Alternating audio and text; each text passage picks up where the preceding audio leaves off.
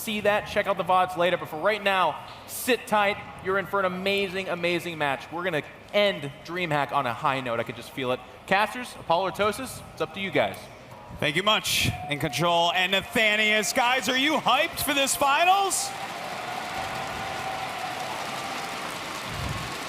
I think they should be, Autosis. Well, then I guess we should go into the game, Apollo. Let's begin Dreamhack Open, the finals of 2014, the grand finals of this tournament. Let's jump in to map number 1. In the top right of Nimbus, the winner of the winner bracket. Can he take home his first big title? Give it up for Millennium's ForGG.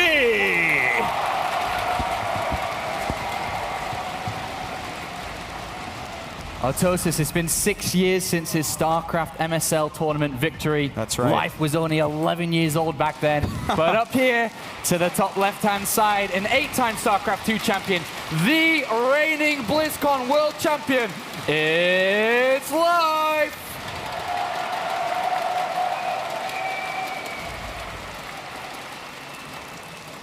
An epic finals to be sure, and Life starting it off with a quick spawning pool, Apollo. What a great way for him to really mix it up here. We haven't seen this pretty much from any Zerg play the entire tournament long. He's going to look to put a bit of pressure onto ForGG immediately, look to get rid of that command center, which we see down so very early and so very often.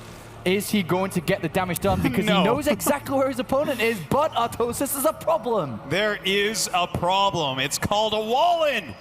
Unless that Debo's down and the Reaper is far away, these Lings will do nothing if he tries to run up. So Life is going to have to really stretch his imagination to not be super far behind here, because I'm looking at this and I'm thinking, ForGG, man, you have got yourself in the best position possible. And Life is having to adapt to the situation. He knows that the wall's there. He can't just rush up and try to get damage done immediately. If it was a command center first or something, sure, definitely could have worked. He's waiting for the Reaper to leave. Well, the Reaper is going to leave, but he's already queued up a second Reaper. So even so, there's not even that much surface area on this depot. There's no way for him to really get damage unless a mistake's made by ForGG and he lets those Zerglings in. All right, well, Life is going to attempt to make this work. He knows the Reaper's on the other side of the map. He sees it with an Overlord. He's going to move in. He doesn't know if it is going to be a second Reaper or not, but where is he going? Is he going to go back to help defend and help his queens and drones here? Where is he going? Oh, boy. Well, I think he's being a little bit indecisive, which is weird for Life, but he's in a really bad position after this opening. Yeah, not a great start here. The Overlord, upon looking at the barracks and still looking at it, knows there's a second Reaper. He knows he's not in the best of shape, and actually, whoa! Makes the best case scenario out of those Lings and grabs the Reaper. That was actually really good. That was a nice catch. He really didn't expect to have 6 Lings sitting there. I mean, he looked at it, he's like, well, this is, you're a little bit drone light. I guess this was an early pool, but that caught him off guard, and losing that first Reaper, well, that's the first step in Life getting back into this game. Yeah, he definitely starts this first map here in the grand finals at a bit of a deficit compared to where he would have liked to have been if he'd opened up in a more standard way. But as you said, can start to crawl back into this. Well, right now we do have a double command center going up for ForGG right now. It looks like he really wants to push his economic advantage. He realizes that Life can't really do any damage to him. He doesn't have the economy to get enough gas to get Banelings or Roaches and really do anything. But look at that! Leaf picks off another Reaper. Yeah, a little bit sloppy there from ForGG. He's identified what he's playing against. He has thrown down that third command center wisely, as you said, because he knows he cannot be attacked, but a little bit sloppy to lose the second Reaper. The first one we can excuse, as it was a surprise, but the second one, a mistake. Yeah, certainly it was. Well, I still say that he's well far ahead here, Apollo, with 3 command centers on the way. The fact that he's already getting stim, the fact that he's pumping out Hellions right now against a Zerg player who has 0 gas and thus no speed upgrade.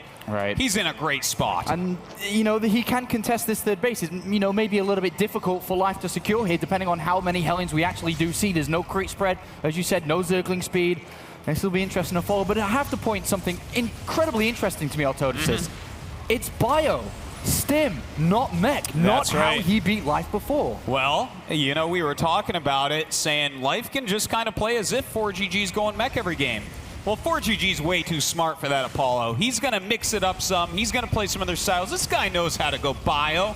I trust that he can put on a very strong bio game, and that might surprise Life here. Life taking a bit of damage to his queen here, trying to creep spread down, and ForGG moves forward, actually gets a tumor, and he's going to go for the mineral line here. The 6 Slings that have killed 2 Reapers join the fight here, and do manage to bring down a couple of these Hellions drones. Come on. Oh, and he gets the surround. Very nicely done. These Hellions really not doing the damage that ForGG wanted. I feel like he's been pretty wasteful with these opening units in a situation where he should have been able to either get something done or you know, at least control the map. Well, 2 more Hellions did run into the main mineral line and got 4 drones, so at least he got something, but still, probably not the best there. Well, yeah, I mean, he's given like 6 Hellions and 2 Reapers so far to Life. Almost as donations, just 4 drones, that's not enough. And, well, Life knowing that the Hellions are gone, he's on Drone City right now. There's nothing really to contest his 3rd base hatchery. He can really drone up and really push his economy forward here. There's no threat at all. No, there certainly is not. He's even grabbing a couple gases and a couple of Evos. Wants to get those upgrades underway ASAP. That's very important because, again, he doesn't have any opportunity to kill ForGG, so the game's going to go long enough that he's going to require these upgrades. And to be honest, even though he did get 4 drones, it's not that he lost the Hellions per se, it's that he loses his grasp in the game right now. He's lost his map control. He's allowed Life to drone up as so heavily as we're seeing here. He's given so much freedom to Life. Yeah, you know, you'd never really want to do that. Life is one of these players, one of these top world Zergs, that if you give them an inch, they'll take a mile. He is going to be able to get himself right back into this game, I think, despite opening up with a really terrible build order disadvantage. And Life has identified a key location here. In these spawning locations, the 3rd base of the Terran player is so incredibly close to the 2nd base of Zerg. We all know, as a Protoss player, Zerg, Terran, it doesn't matter, that boosting Medivacs in between these small locations of the bases of the Zerg player in this game is going to be very key in ForGG dealing damage. And Life, double Spore Crawler down, protecting this back location. That's right. This is something we saw him do against Tasia as well. He realizes he needs the defense back there. He needs to kind of ignore that base. Just don't let it get hurt so he can expand his creep and expand elsewhere.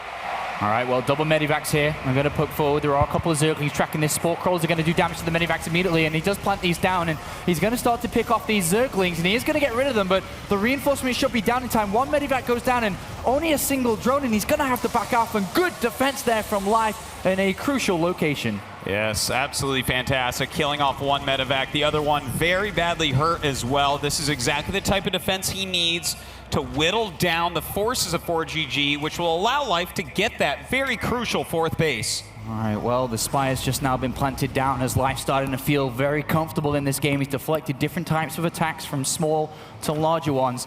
But ForGG needs to start getting some damage done. He cannot allow Life to go untouched for this long in the game. Certainly he cannot. He is getting that armory at the moment, pumping out some Widow Mines as well, trying to keep up with his tech. He is 3 base versus 3 base, so I'm not worried yet. But Life is getting into a very good spot. His creep spread's looking good, his Spire's halfway done, and he has Baneling speed on the way. Absolutely. You bring up such a very good point here. Is the 4th base is the contention point of where ForGG must focus all his attempts. He must keep Life on 3 bases for as long as possible, keep the creep spread back, and for their future attacks, he's where he must be hitting. Well, he's right now still trying to pick off whatever he can. He was seeing if there was going to be any creep back there. He did get an Overlord, picked off a couple of Zerglings. Still nothing super effective. He's got 1 or 2 creep tumors there, but the Marines get picked up, 2 of them. The rest do survive here. No large assault. 2 Widow Mines are going to get cleaned up here. Very close in terms of supply at the moment.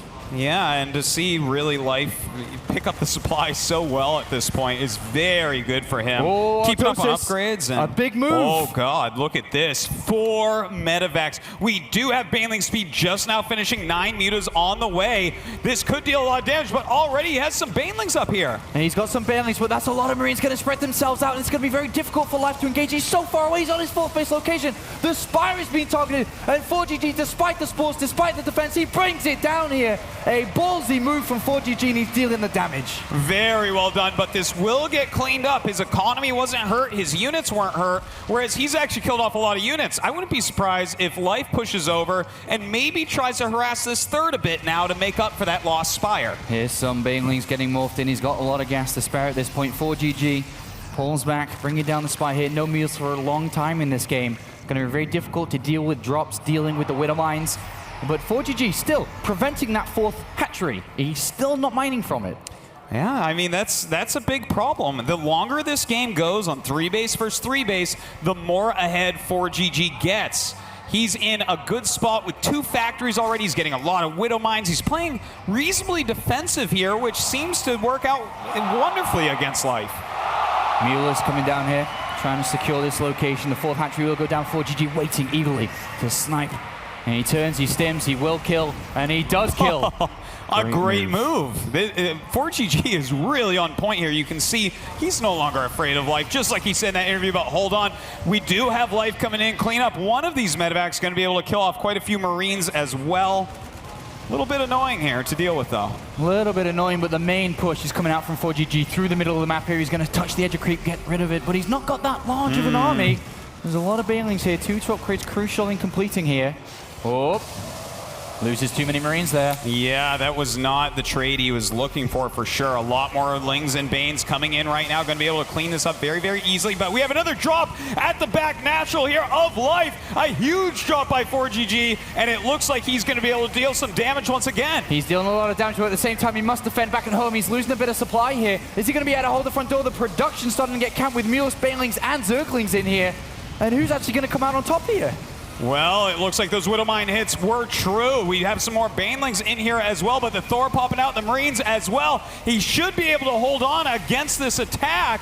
The Speedlings still coming up, but I don't know. The more Zerglings are rallying across the map as well. Oh, he's got the larger supply here, but there's so much in actual army here for Life, and he's crushing through. The Marines must stay here. They've got to defeat these Zerglings, otherwise ForGG is going to be in so much trouble. Well, we do have a couple Widow Mines going down and burrowing, trying to kill whatever they can. Some nice micro here on this Thor, running it around to wherever Zerglings are not standing at the moment, picking up as much as he can. He has to stay alive, but Life continues to send up more Banelings morphing. Zerglings in that 3rd base, killing off all the SCVs as well. If ForGG stays alive, he's going to be in a good position, but he's lost 37 SCVs in this. The SCVs on the 3rd, the SCVs in the main base, and that is going to really slow him down from getting out these units.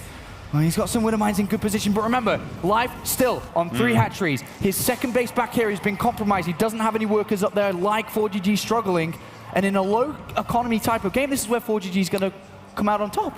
Absolutely the truth right there, Apollo. We really don't have a good economy for Life here, so despite all those SCV kills, I still like where ForGG's at. Look at this. He drops more Widow Mines and Marines. I don't know that he can hold this cost efficiently. He is going to be able to clean it up, it looks like, but not before losing a huge chunk of his units. Yeah, Widow Mine dealt some friendly fire damage there, but it looks like Life is going to clean this up just about. The Medivacs are going to go down. 24 additional Lings. Attack, attack, attack, says Life. And likewise is ForGG. He's got to be very careful here. The Mules are right there in the Banelings, killing off these Marines that drop down. The Thor drop coming in as well. It will be picked off here by these Mutas. ForGG actually giving up a lot of medevacs as well, but he continues to ferry more units. He continues. He wants to break this down. And even more Widow Mines, they're going to deal some huge damage if they hit the Mules. The spread is there. He moves out. He's unburrowing. He's going to burrow again. The burrow on burrow micro is real here, Apollo. Really well done, but he will be able to kill these all off. Look at this, the Muta's killing off these medevacs. Is ForGG being too wasteful? Oh, he almost went into 3 Widow Mines there. Well, he will get away for the time being with these Mutas. He'll be able to clean up all of these Widow Mines as well. That's really, really important right now.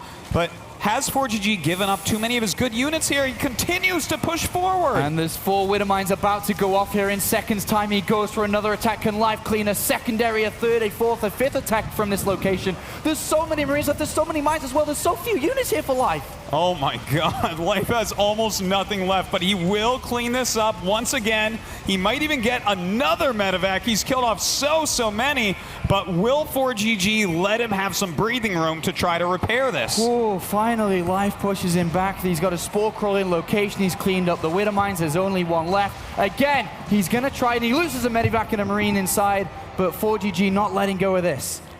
All right, ForGG trying to maneuver around, maybe finding a new drop location, such as right over here away from that spore, but there are Lings and Banes. He's got to be careful here.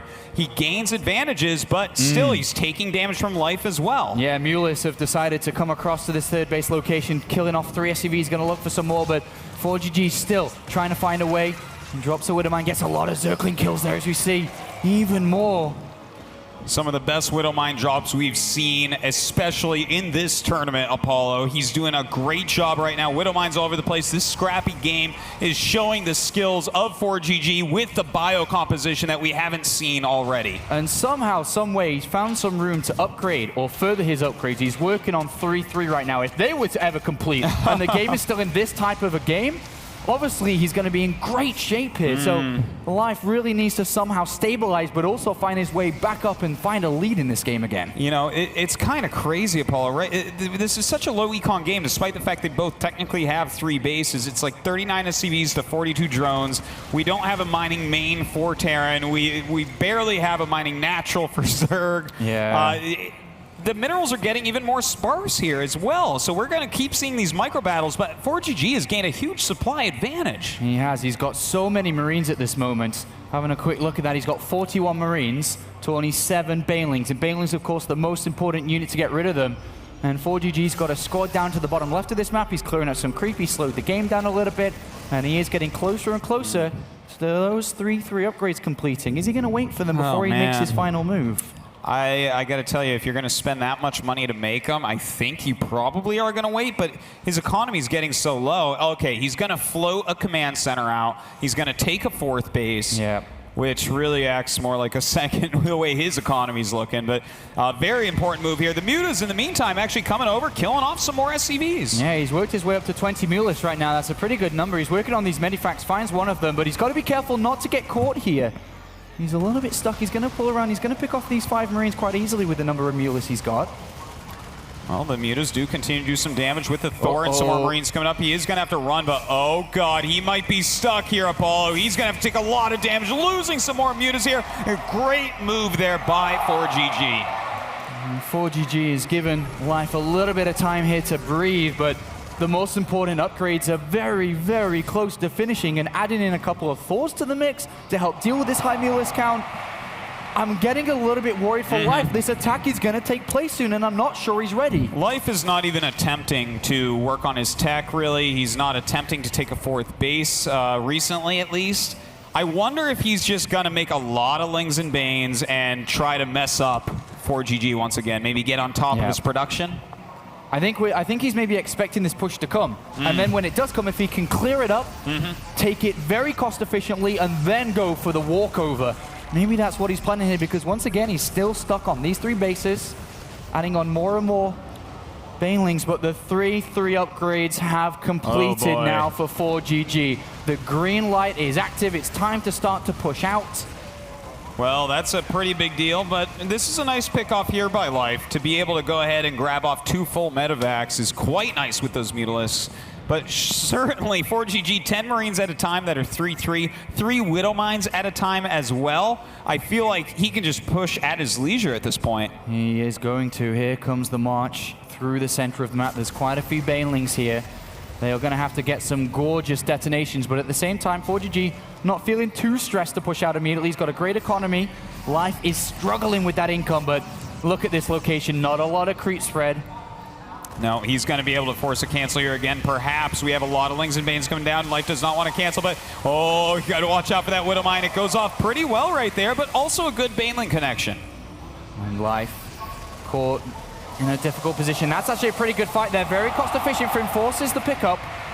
And ForGG does back off, but he's still at 173 supply.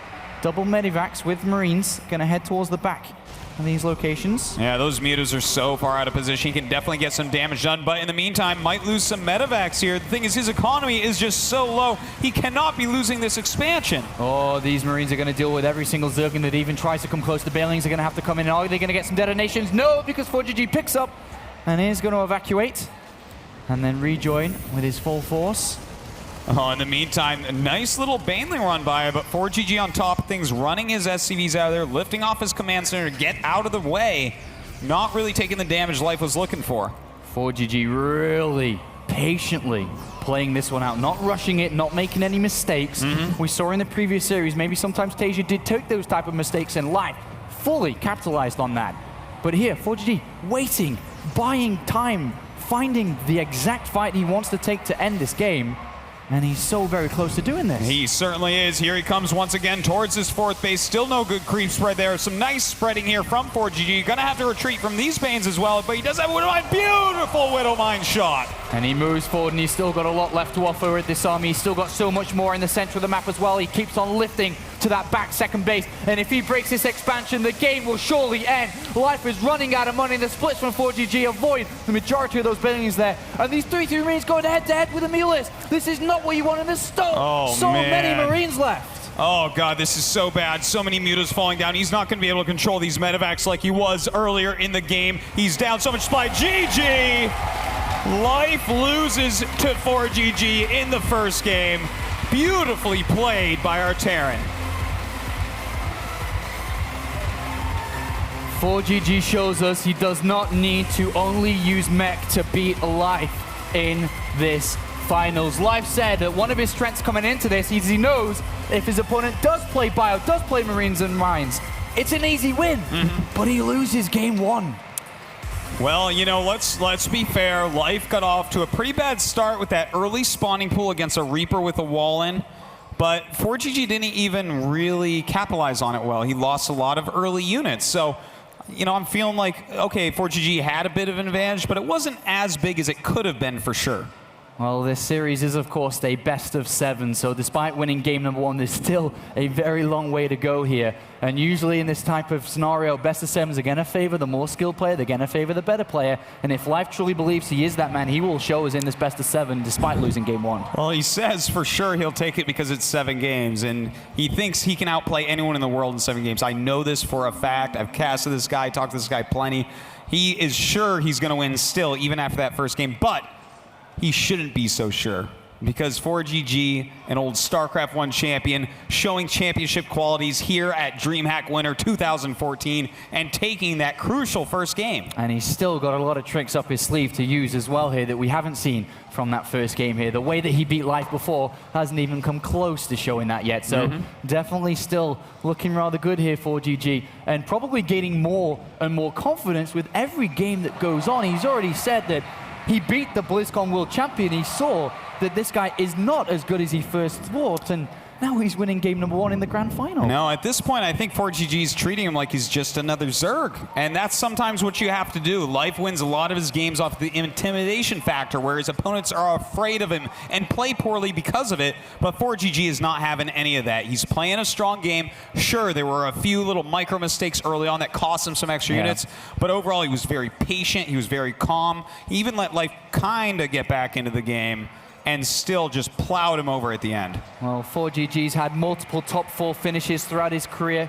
He's reached 2 grand finals before Dreamhack Valencia in 2012, ESWC in 2012. But it's been a long time since he's reached a grand final. He's made it in a very difficult tournament, and he could be looking at his first ever StarCraft 2 championship here if he's able to do it. But the next map is going to be Overgrowth, Autosis. Okay, Overgrowth. This is actually going to be a really good map for these two because ForGG absolutely could use a bio style again, but it's also a very good map for mech in TVZ. So I feel like Life really has to scout heavily, but ForGG knows that, so maybe he can use it against Life. All right, well, we are now loaded into map number 2. Let's jump in to conclude Dreamhack Open for 2014. Let's begin game number 2. Up here in the top right of Overgrowth, winning game 1. Make some noise for ForGG.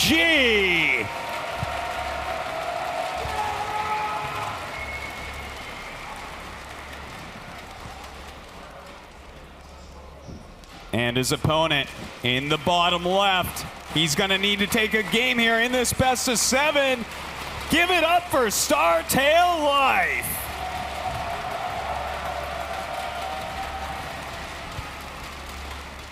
Just 17 years old, 8 StarCraft 2 championships to his name.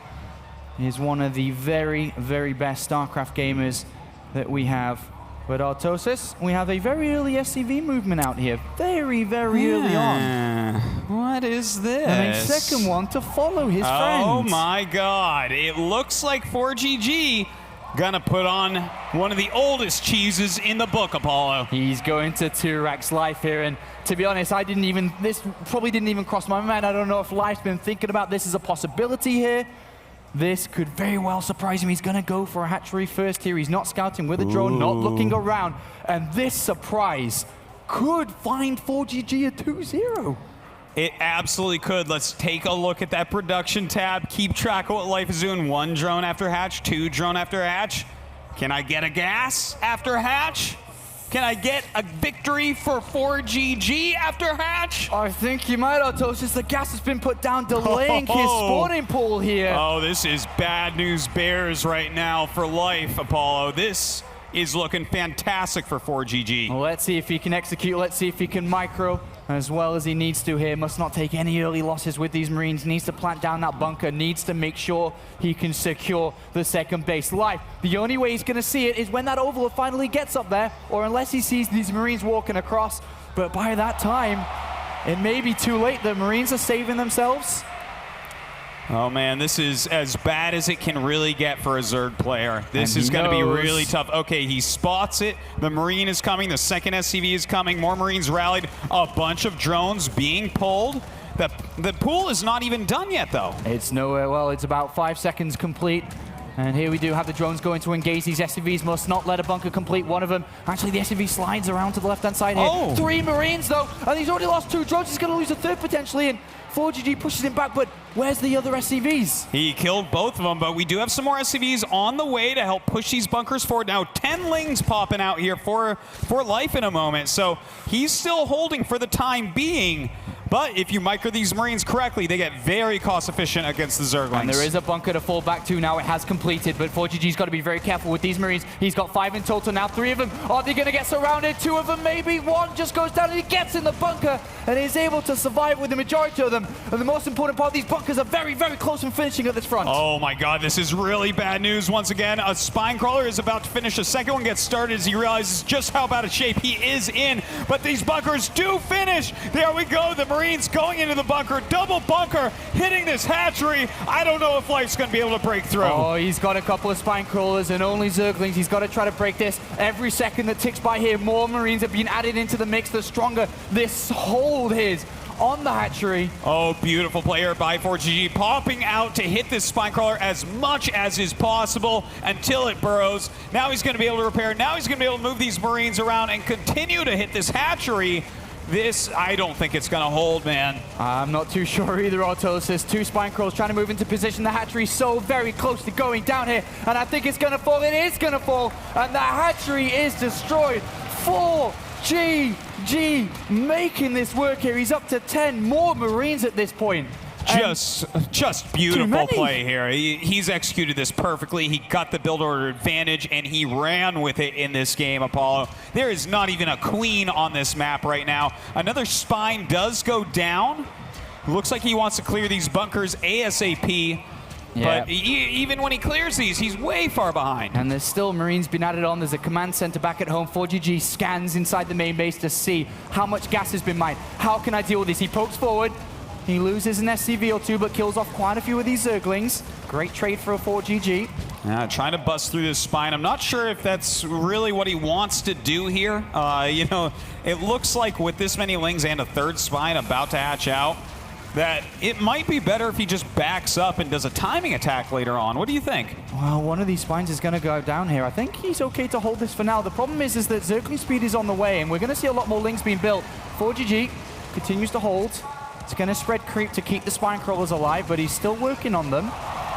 That's right. We do have 2 of them in the deep red. Looks like he's going to walk forward. Hits. Oh, I love that. He hit that creep tumor so that these will eventually bleed out. He's going to have to pop them up, and then complete control of this low ground goes to ForGG. But if this area is broken, the barracks are in the center of the map. There's nothing back at home to defend, remember, Autosis. That is true. And there's a lot of Lings on the way. These bunkers, though, getting repaired. This is actually pretty bad news here for Life if they're at full health once again. Well, you know, it's going to take a while for this spine to bleed out, so it's going to be able to keep some damage at least on this bunker. Does get a hit there on the Marine. A lot of Lings being hatched. That Zergling speed is about to finish as well. And already ForGG starting to realize that these Zergling speed probably is on its way. He's starting to send some Marines back. He's building a factory back at home as well to start getting some Hellions out. And that is when the game is truly over. Once this Hellion's been made, a second factory as well.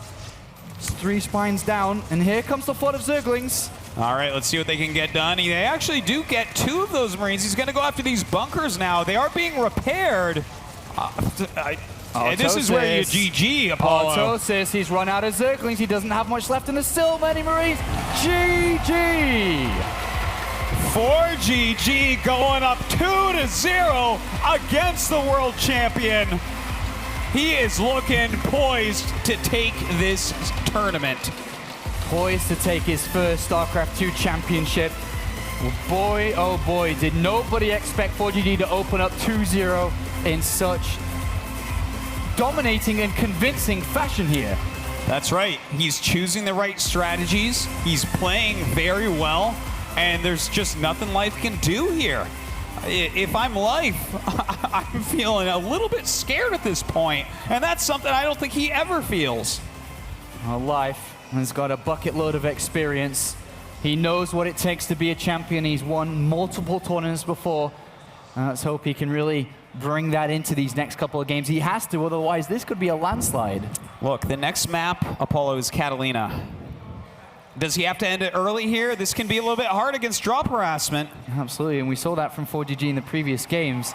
Life now has to make decisions that are championship-worthy decisions. He needs to know if it is the right map to be aggressive, if it's the right map to take control of the series back, because Life is always a player who really does control the pace of the game. He makes you react to him, not the other way around here. And if ForGG is able to keep this hold and maintain the way that he's playing, choosing these strategies left and right, making Life second-guess everything, then ForGG is just going to continue the way he started.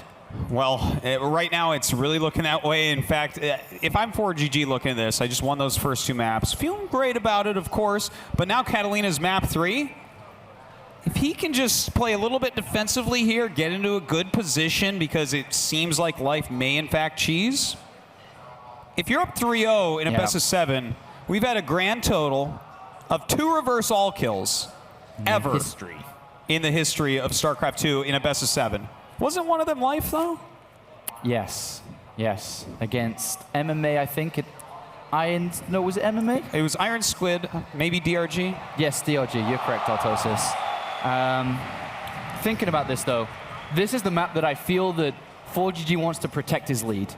This is where I feel he goes back to what he's shown a bit before. Okay. Hellion Banshee. Sure. Defensive. Can be aggressive as well. He can deal damage with it. He may fall into his mech play on this map as well.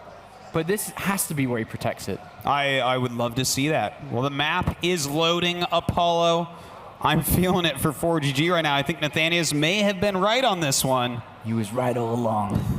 I don't think he was saying ForGG would win all along, but certainly ForGG surprising all of us here.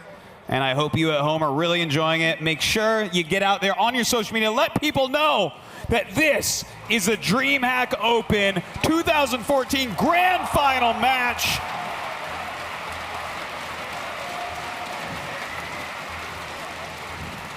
A huge crowd has gathered both here and on the internets to watch these guys duke it out down here in the left-hand side of the map, leading 2-0, looking for his first championship.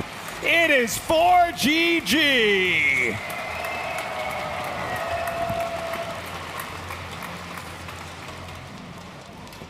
And his opponent, he needs to win here or he's doomed. It is Startail Life.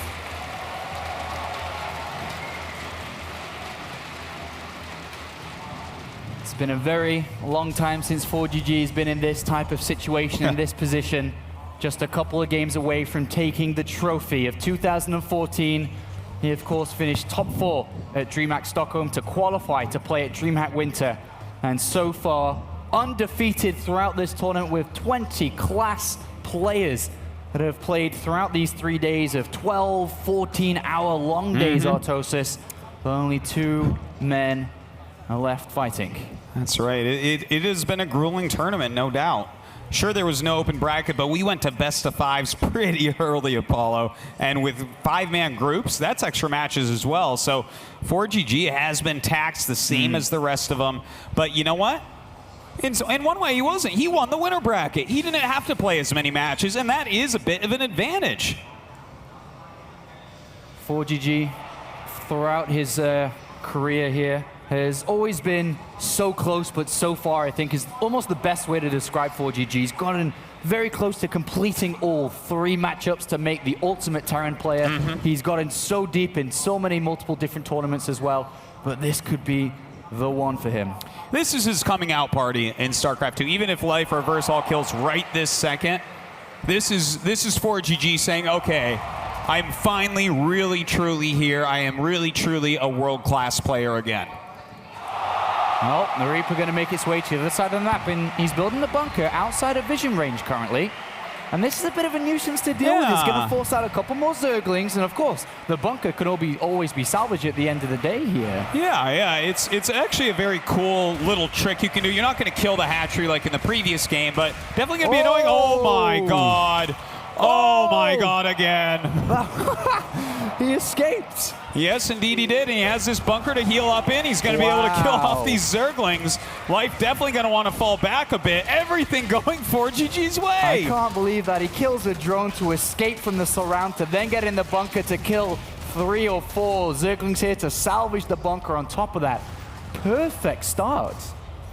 Well, this is going quite well. The second Reaper does come up as well. He's dealing a lot more damage than you would expect, killing off multiple Zerglings, but the Queens are coming up. Oh, very nice, picking off one of these Reapers. Yeah, very nice there from Life to really slow this down, as it was only going to get worse as the third Reaper's on its way, and he's trying to get a surround on this Reaper, and very close to doing so. These Zerglings very well positioned. He's going to try and hunt this down. He may get this. Yeah, well, you know what? To be honest, ForGG loses a lot of Reapers in TVZ, a lot more than any other player of his caliber. So, it's just kind of a funny observation, I guess. It's just the way it's been with him so far today.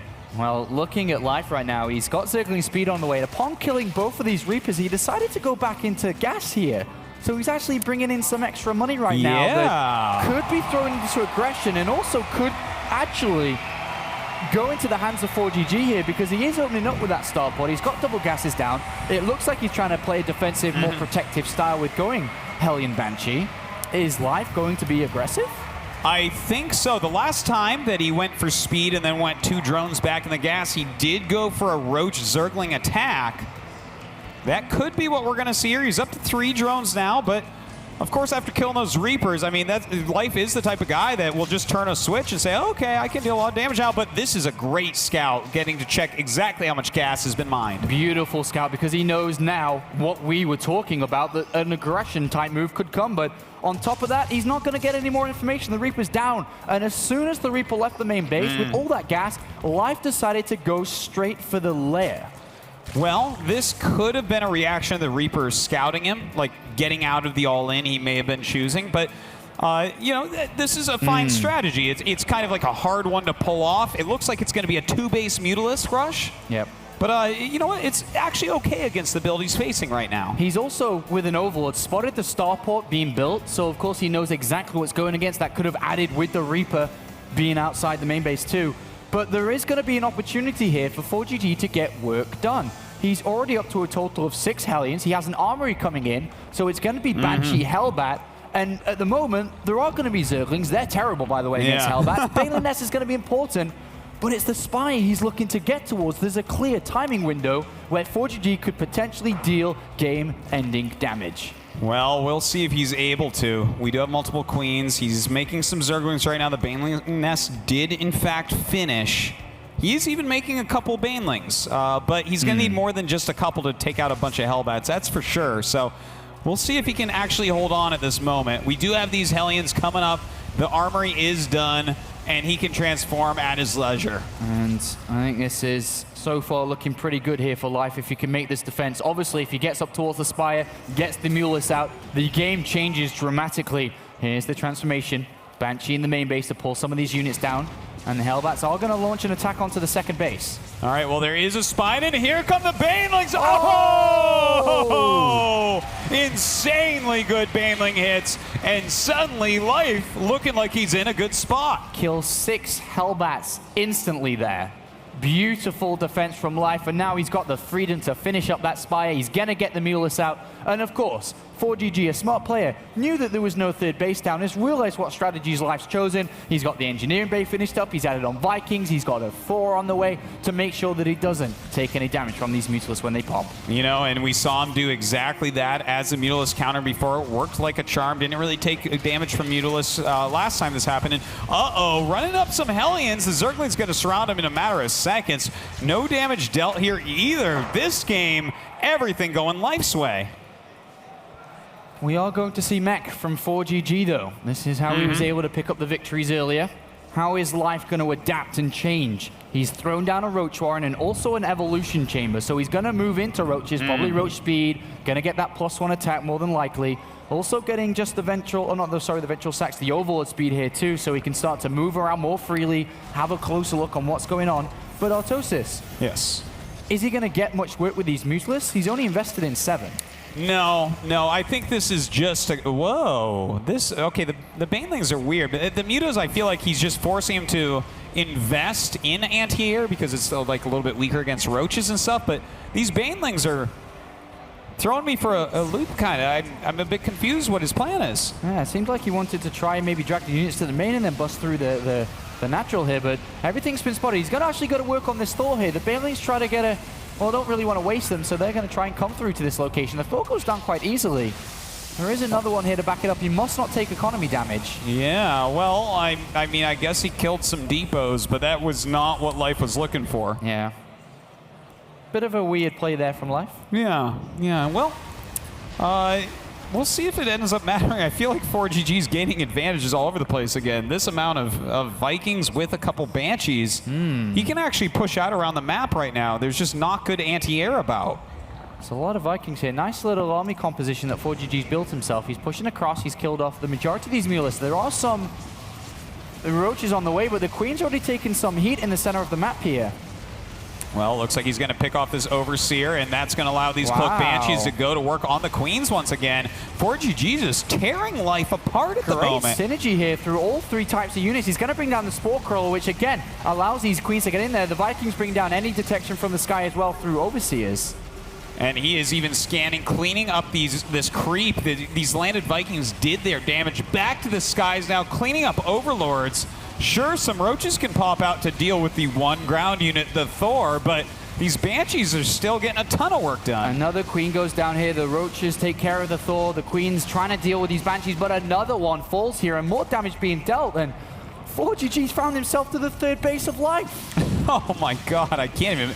I mean, this is, I think, what Blizzard envisioned with the Viking, but we never see it. This is such a harassment unit at the moment, but we do have a Roach counterattack coming in. He can't lose his hatchery, though. If these Banshees bring down this hatchery, this is absolutely huge. He's going to work to it. He can't lose this. I think he's going to lose that, Apollo. Even lands once again with these Vikings. Going to go ahead, kill off the drones and or the hatchery with them. And that hatchery will go down. Whoa. In the meantime,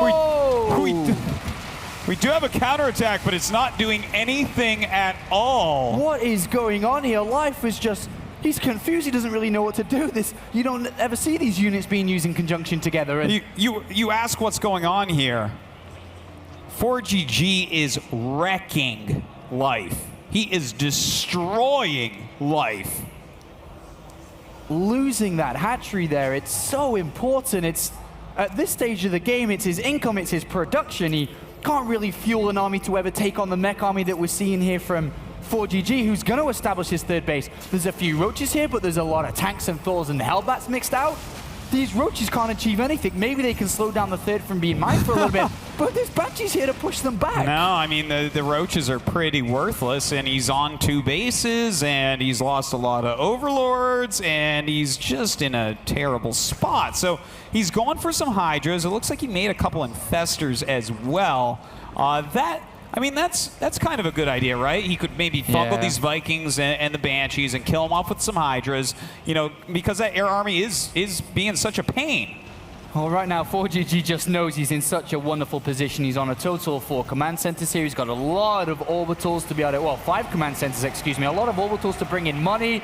He's building up a very powerful army. He's going to probably scan and feel out his opponent a little bit more to know when he can attack and when not to attack, but Life is struggling. He's trying to move over to swarm hosts, as we can see now, but there's not a lot of creep spread. You cannot be aggressive with swarm hosts in this game, which means there's complete freedom and control to ForGG's side. Yeah, and it's not only that as well. It's the fact that he's on 3-base economy trying to go swarm hosts against a 3-base mech player that has the 3-base up quicker. It's everything here spells disaster. Like, ForGG would have to really bungle an attack here. So we're going to have to see if Life can maybe force something to happen with these infestors. And Banshees and Vikings coming across here. They're going to try and take care of the Overseer. Almost goes down there. And Vikings, it's a pretty good hold there from Life. He could have lost a lot more. But this combination, you just don't see. Well, it's working wonders for ForGG. Again, you know, the player that goes mech a lot is the player that is going to have way more experience in every situation. But wow, nice fungal growth going down. And in fact, well, will he kill it? Yes, it does go down. Finally clears those, but ForGG just queues up another Banshee. One thing here, I mean, from what ForGG is scouting with his units and moving over there, what has he really picked up in terms of a game plan? Does he want to sit back? Does he want to attack? I think you just hit a timing attack here, to be honest, and the timing can absolutely be right now. He has way more supply. He's killed off just so much. He's done so much damage. There's no way there's enough Swarmos to stop this. Well, here we go. The march of ForGG staying true to his mech style here, looking at a potential 3-0. Locust try to hold on here. The waves of the must try to do something. A missed fungal grow here from Startail Life. Ouch, that's exactly what he needs, is a nice fungal growth at the moment. But you know what? He is using these Swarmos. He is trying to push this back, but the Hellbats tank and help kill quite a few off. Looks like ForGG is going to choose a better part of Valor and escape for the time being and regroup his army. Well, Life now has a bit of time. He's got that 4th hatchery complete. He's going to start mining from it, so he's really crawling back into this. Going to try and add on some extra units that he can survive and not take losses here. A scan to the right-hand side shows where that 4th base is, but ForGG pushes through the middle, cloaks up his Banshees, chasing down the Infestors, and the Locust Wave dealing out a bit of damage here. He's got quite a few Swarm hosts now. Well, it looks like he's actually doing a great job with these Roaches mixed in as well. Pushing back, going to be able to take out a Thor here, starting to kill off some Hellbats as well. Wow, Life really rallying in this game right now. Yeah, he's killed off a lot here, destroys ForGG's push. He does, once again, fall back onto creep. Well done from Life considering the circumstances here, but he's still fighting an uphill battle when it comes to the economy of ForGG, which is absolutely insane. But no longer does ForGG have a force that can push, fight, and look to kill. No, certainly does not. This game is going to absolutely stabilize and, well, I guess normalize as much as a game like this can normalize. We're going to see this go a lot longer, it seems. And Life has just done such a good job. I'm very, very impressed because it looked like ForGG could have just rolled him over. Vipers are the next unit to add to the army here for Life, as he's going to want to start pulling out units cost efficiently. Of course, want to use some blinding clouds to get some damage done. With his units, of course, nullifying the effect of these Thors and tanks. But Life, very aggressively off creep. Looking to push forward here. He doesn't really know the extent of ForGG's economy. Of course, that bottom left-hand side expansion, but he's going to siege up Autosis, and he does have quite a large supply. Yes, he really does. The fact that Life is now the one maxed out and ForGG is struggling to get up into that supply range really bodes well for Life. He's starting to siege up this base, as you say, and doing a great job. But oh my god, actually quite a few Cloak Banshees coming in. Where are those Hydras? Yeah, a little bit out of position there. He loses 2, 3 Swarm hosts. The Banshees will escape. And unfortunately, the Hydras are now going to protect these Swarm hosts as they seize this position. +3 attack not too far away from completing for Life. Can ForGG hold on to this location? Because it's going to be quite important to his bloodline. Well, I think he'll hold on to it for now. These Banshees actually doing a pretty good job with cover from Siege Shanks and Planetary. I guess they can kind of hold off the Locust for a little bit, but already Life is moving to a new location. He doesn't want to have to deal with that right now. 5 Vikings. He's going to challenge the Overseers here. If you can get rid of the Overseers, he can have access to the Swarm hosts. It's going to be very important for Life to keep those Overseers alive, as the Banshees is the way that ForGG's going to try and deal with this. Can he actually get close to the Overseers? That's a lot of Hydras, and to be honest, you know, well, he did lose all his Infestors, so he might be able to do it. We do see these Hellions going over, trying to kill off a few of these drones at the 4th base of Life. But, you know, Life's economy is still completely fine here. Well, he's going to try to snipe some Vipers. One of them go down, very expensive. Didn't even pull that tank into enemy fire here. And the other one's going to get targeted as well. It does survive. And the game moves on here. ForGG standing strong in this position. Life, a fantastic game to crawl back into this one. Well, ForGG is doing what he needs to do, though, here. See, he's being sieged non-stop by these Locusts, but what he's doing is grabbing some Ravens, and with those Ravens, he can get out point defense drone, and he can make it so that no damage is being dealt. Of course, it's still going to be very hard to kill Life off, but at least it'll stem the bleeding. Roach Hydra's going to move down out of ForGG's knowledge. One Roach is going to go down and check this bottom left expansion. He's going to find it here. And ForGG going to have to try to defend this. Roach Hydra's move forward into this orbital command area. Very vulnerable location. Fully out of position is this mech army. And Life dealing a lot of damage. Oh man, canceling 2 of the 6 building command centers. But in the meantime, it looks like he is trying to move forward and get something done with these Banshees. Going after the Swarm Hosts. Killing these Swarm Hosts is actually pretty big right now. Life has a decent bank, but it's not as big as you would hope. And a big switch up here from Life. He started to use his Ultralisk. He did finish that Ultralisk cabin not too long ago. And he has destroyed that mining base. He's still going to work on these Swarm Hosts, though. Killing 24 SCVs as Life with this push, as well as a built and fully finished command center. Swarm Hosts one by one going down. Wow, those Banshees really did a lot over there. And in the meantime, he was a little bit wasteful as well with his Roach Hydra army. So ForGG gets some very cost-efficient engagements, even though he lost that base. ForGG's pushing, and there's 11 Ultras about to pop out here. Ooh. He does not have enough to deal with it. No, Ultras will absolutely ravage his army. He cannot be out here right now, Apollo. As those 8 Ultras hatch, these Thors are just going to die in a matter of seconds. Well, 2 go in immediately by themselves, and they die pretty fast. It's the rest of them that are going to be more concerning here to ForGG. Locusts are going to deal damage too. And when is Life going to wait to strike? He's still got a lot of these Ultras in production. He's actually being really sloppy. Another Ultra does go down, but here we go. He is finally grouping them up, sending them in together. The Thors will be going down, and as soon as he gets on top of those Sea Chanks, they'll die too. Yeah, and there's Locusts, there's Lings, there's Roaches, and it looks like he will clean this push up for now. A great defense once again by Startail Life. He takes a lot of losses, but he does clean it up. A very nice cleanup indeed. He really needed that, but it wasn't as clean as it could have been as a cleanup, Apollo. And that's a bit concerning because both of our players are very low on their banks now and very close in supply. Yeah, both of these players had a lot of bank for a long time in this game, and it's been fully used. Ravens, Banshees coming down, of course, ideal against these Roaches, the Lings, the Ultralisks, but then again, we see some anti-air coming in Infestors and Hydralisks. But Life's had a good momentum and kind of upbeat with his economy. He's expanded at the right time. He's still kept his income high. That's right. He's done quite a good job with that. We still have good creep spread through the center of the map. You know, ForGG in the meantime has pretty good upgrades, still has great production going on, continuing to add orbitals, so his economy is going to stay going well, but it's going to be hard for him to get another base from here as well. These bases are getting pretty far away. That's right. I'm not too sure where he'll want to take, probably to the north side here. I think so, but still, he's got to move his base of operations forward. In the meantime, we do have Banshees going towards the main base, quite a few of them, 6 moving in. And the majority of the anti-air, I don't think is anywhere close, is towards the south side of this, and they're going to do a lot of damage here. They could pick up the Hive, the Spawn and Pull a lot here, and of course, Banshees with +3 attack going to deal out a lot of damage. Certainly they are. Look at this Hive. It's falling apart so quickly. But in the meantime, one of ForGG's remaining bases that are mining will be picked off by a pretty simple army here. He retreats the SCVs, but his economy is looking pretty weak. And 10 Mules are being made. A on-the-spot decision here from Life to deal with these Banshees, and they're going to pop and they will deal with them. Indeed. He's going to lose every single one, it looks like. Well, he's going to spread them up, so maybe he can get a few out of here, but this is a pretty expensive loss. And this trade has to go in favor of Life here. He's picked up a mining expansion despite losing the Hive, and he's looking to kill as many of these Banshees as he can.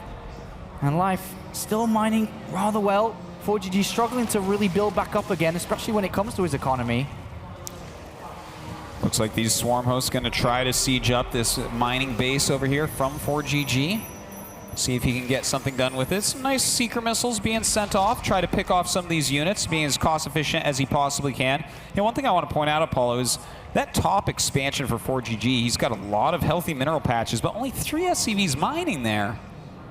Yeah, he doesn't. Oh, he's actually got quite a few SCVs, so Yeah. definitely a focus. He's really struggling with mineral income at the moment. He's got a decent amount of gas. But he does need to take another expansion as well as saturate that one up there. He has to. Yeah, you can't just be mining off 2 bases and be playing a game like this. He needs 3 or 4 bases up and mining, but right now he's really only mining from 1, so it's definitely an issue. Still, he's got a super cost-efficient army. It doesn't look like he'll die anytime soon, but if he loses another one of these bases, that's going to change in a heartbeat. And right now, Life is going to try and bring this one down. It is a planetary fortress. The army from ForGG not too far away here. If ForGG holds his position and manages to kill a lot of this army, there's no repair in the planetary. It will go down. Life picks it up. And I don't think Life can fight direct head-on. His army's much more about mobility. It's rather weak. There's a lot of Zerglings, Roaches, and Hydralisks in this. They can't fight a deal mech army. But he's slowing down ForGG. He's hurting his income. He's hurting his economy while building and banking his own. Yeah, it's a great way to play this game. In fact, he's going into more Stormos and more Infestors, trying to stay as cost-efficient as possible. But right now, ForGG moving across the map, realizing he's in trouble. Some great Fungals going down. The Ultra's closing oh so quickly. Roach and Hydra all over the place. And this is a fantastic engagement for Life. Great fight, but these Banshees are definitely something to think about here. He really doesn't have that much anti-air. 15 additional Hydralisks on the way. A lot of this mech army does survive. But that bank really coming to use now. 18 Hydros. He needs to rebuild. He saves a lot of these Swarmos. He needs to get another wave into this army. But that is such a dominant air force. Oh, man. It's crazy what these Banshees have done for him in this game. The fact that that looked like such a one-side battle until those Banshees came in, saved the day. He needs to kill those off. If he can, he's in a great spot. It's the Banshee's big problem right now here for Life. He somehow needs to find a set of units. He's building Spore Cores at the moment. The Swarmos are going down. And ForGG's mech play Vikings on the ground, shoot straight back up into the air. The Banshee's slowly getting picked off at this point, but that was so much damage dealt. Oh, a huge Fungal goes off on these Vikings, losing quite a few now. He's got to be very careful with the other Banshees coming up. Fungal plus Hydra equals dead Banshees. But he doesn't have any detection or any Fungals here. I think the fights obviously are great for ForGG, but he's got to concentrate on the economy of Life at this point. It's just units after units after units coming out from Life, obviously, because his income's been untouched, and we know that ForGG is struggling. He's got to find a way to make this work.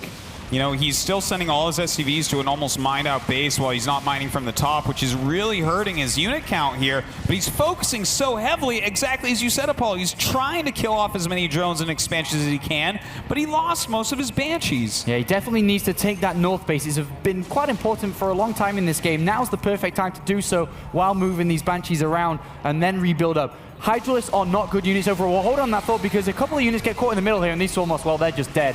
Walking straight into Banshees here, and they get picked off immediately. But Hydralisks are not good against mech. They're great against his air. If ForGG can rebuild that mech army that he's lost and go again. Yeah. That would be fantastic, but he's like not even mining now. He's sending all his SCVs to the bottom left.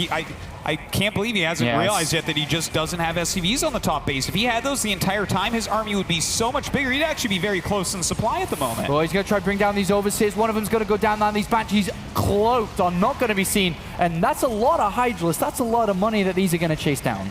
Yeah, they're starting to pick off quite a few, but he did land those Vikings, lost a lot of those Vikings as well. So that is an issue. And Ultra coming up, definitely something that can deal with some of these units. But, you know, Life just has had such a solid economy for so long. I feel like ForGG's time is about to run out. Yeah, unless somehow he manages to mine from that bottom base for a long time here.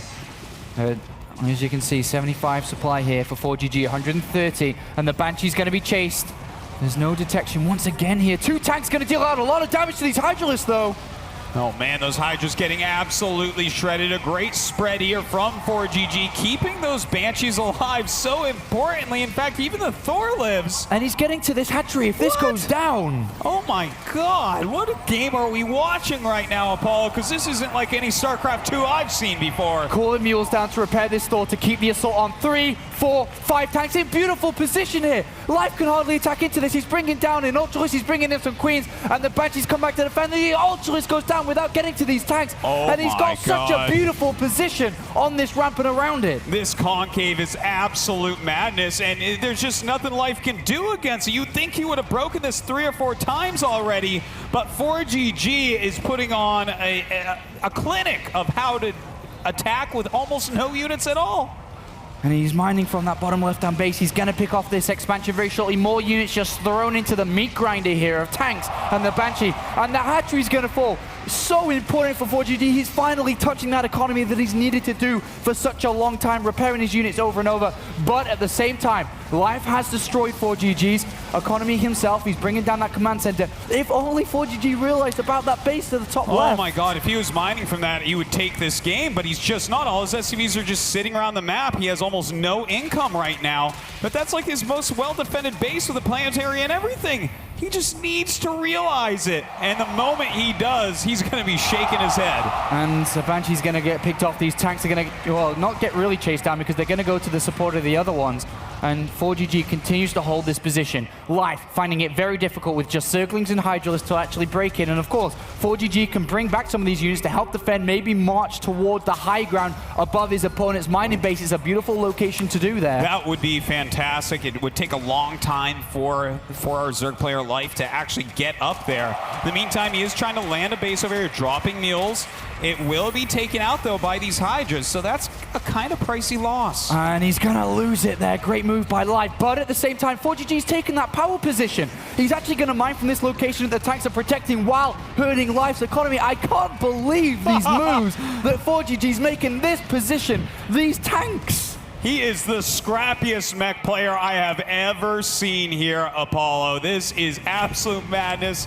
But I am dying that he's not mining from his top base. He has so many minerals there, and these SCVs are long distance mining across the map. Here we go. Life is going to make a stance against this. He has to break through. 1, 2 tanks are going to go down. The Thor as well. The Banshees no longer live. A tank in this position is going to get brought down as well. And Life looks like he's going to finally break this position that he's been fighting against for the last 10 minutes. It looks like he will indeed, but damage has been done. Maybe he can back up and figure this one out. ForGG. He is mining still a little bit, and he still does have that base with a ton of minerals at it. But ForGG stabilizing planetary to the north. He's going to mine from this location instead of the other one, but he's mining again. Despite being down in supply, he's still got a lot of orbitals around. He can cool down mules. He can replace a switch up from Life, going away from these light units back into roaches. Tanks and Banshees still going to be produced, so still going to be a problem. Yeah, it's very interesting how this game is turning. He is trying to run around, trying to keep Life busy, do whatever damage he can, in fact, do. Like, even that's, well, I guess that wasn't that good, but still, he's flying around, getting some damage in there, and Life's economy is very, very low. I can't believe this planetary at the north of the base. This is such a major problem for Life in this game. The amount of money that ForGG's finally bringing in from a planetary fortress is huge. He's rebuilding that mech army in a game with so few resources, with so few units. This mech army with its upgrades are going to destroy. And look at this. He's setting up a siege line here to try to make sure it will not go down. And in fact, killing off so many of Life's units. Life is coming in with the flank, dropping some mules. Not manor mules, but mules to repair these Thors. And that Thor is going to stay alive with the help of the mules here. The Thoroches go for it, but they're not going to do it, I don't think. Oh my God, GG! What am I watching? ForGG takes a 3-0 and is only 1 game away from being the Dreamhack Winter Final. I can't even believe that game that we just saw, Apollo. It went back and forth so many times. The best game of the tournament, if you're asking me. That was insanity. And the fact that he won that off of the back of these strange situations with the 4 or 5 siege tanks sieged in perfect spots to stop countless Zerg units, and also was not mining from one of his bases for the entire game. That was absolutely insane. The world champion of StarCraft 2 is on the ropes. He won BlizzCon just a couple of weeks back, the end-all tournament of 2014, against a player who didn't even make it to BlizzCon, who's won 0 tournaments in StarCraft 2, is now up 3-0 against that world champion. He's going to win this tournament, Apollo. Reverse all kills almost never happen. It is so unbelievably rare. Every time it has happened, it has been a Zerg player, and Life is one of the 2 players that has done it. So I guess there's still a chance. I guess that there is. He's going to have to really turn it on here, though, because ForGG has to be feeling so confident at this moment. He would need, after beating Life once already through this tournament, after leading 3-0 in the grand finals, lose 4 games in a row. Very unlikely to happen. If it does, we're all going to lose our minds. But ForGG in prime position to finally win his first tournament. That's right. I am really excited to see, can he do it? He's on match point now, and that's very important. He has a lot of games he can lose. He can lose 3 games. He can start doing some gambling here. You know, he can start doing some proxy barracks, some crazy 1 base all-ins or 2 base all-ins. Life is going to have to really be on point like he never has been before. And, I mean, it's in this type of position as Life, you're obviously going to be worried about any potential 2 barracks, any type of aggression off 2 bases, any Terran aggressive timings. But at the same time, if you make a decision as Life to be aggressive yourself, if it doesn't work, if it's spotted, if it's defended, the tournament is over. It's such a difficult position. That is true, but I think that shouldn't deter him at all from doing some all-ins. He has to get a bit lucky here, and he has to play like who he is, which is the man who will risk everything on a Baneling bust. King, Sejong Station, our next map here in this final. I feel like it's a good map for ForGG. This is a hard one to attack into. This is a map that he could go mech on if he likes. Definitely going to be a good map for Banshee play. These are all things that ForGG wants to hear. Life has just looked so dominant during this tournament until ForGG's looked so dominant through his career. And everyone was, you know, upon entering this tournament, everyone had their favorites, but everyone was looking at Tasia Life finals. Here we go, the rematch from BlizzCon, but it's a different Terran that stands up to the challenge. Well, he's showing people exactly how you can go about killing Life, even though, well, I mean, I guess he's showing it, but I don't know what it is still. I'm a bit confused. Like, he's pulling some magic moves here, Apollo, while we all watch. He's playing like no other Terran has played before. That's right. Going places unknown with these mech units. It's some exciting stuff. The map, guys, is loading up. This could be our final game. I hope you're as excited as we are, because I can barely even speak anymore. I'm losing my mind over this. This is such a great series despite the score. Let's jump in to what could be the final game of Dreamhack for 2014. Can ForGG close it up? We'll see Apollo up here in the top left of King Sejong Station.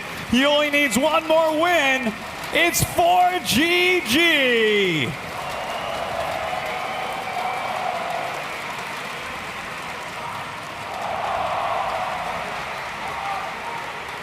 And his opponent, he needs your support, so make some noise for Startail Life.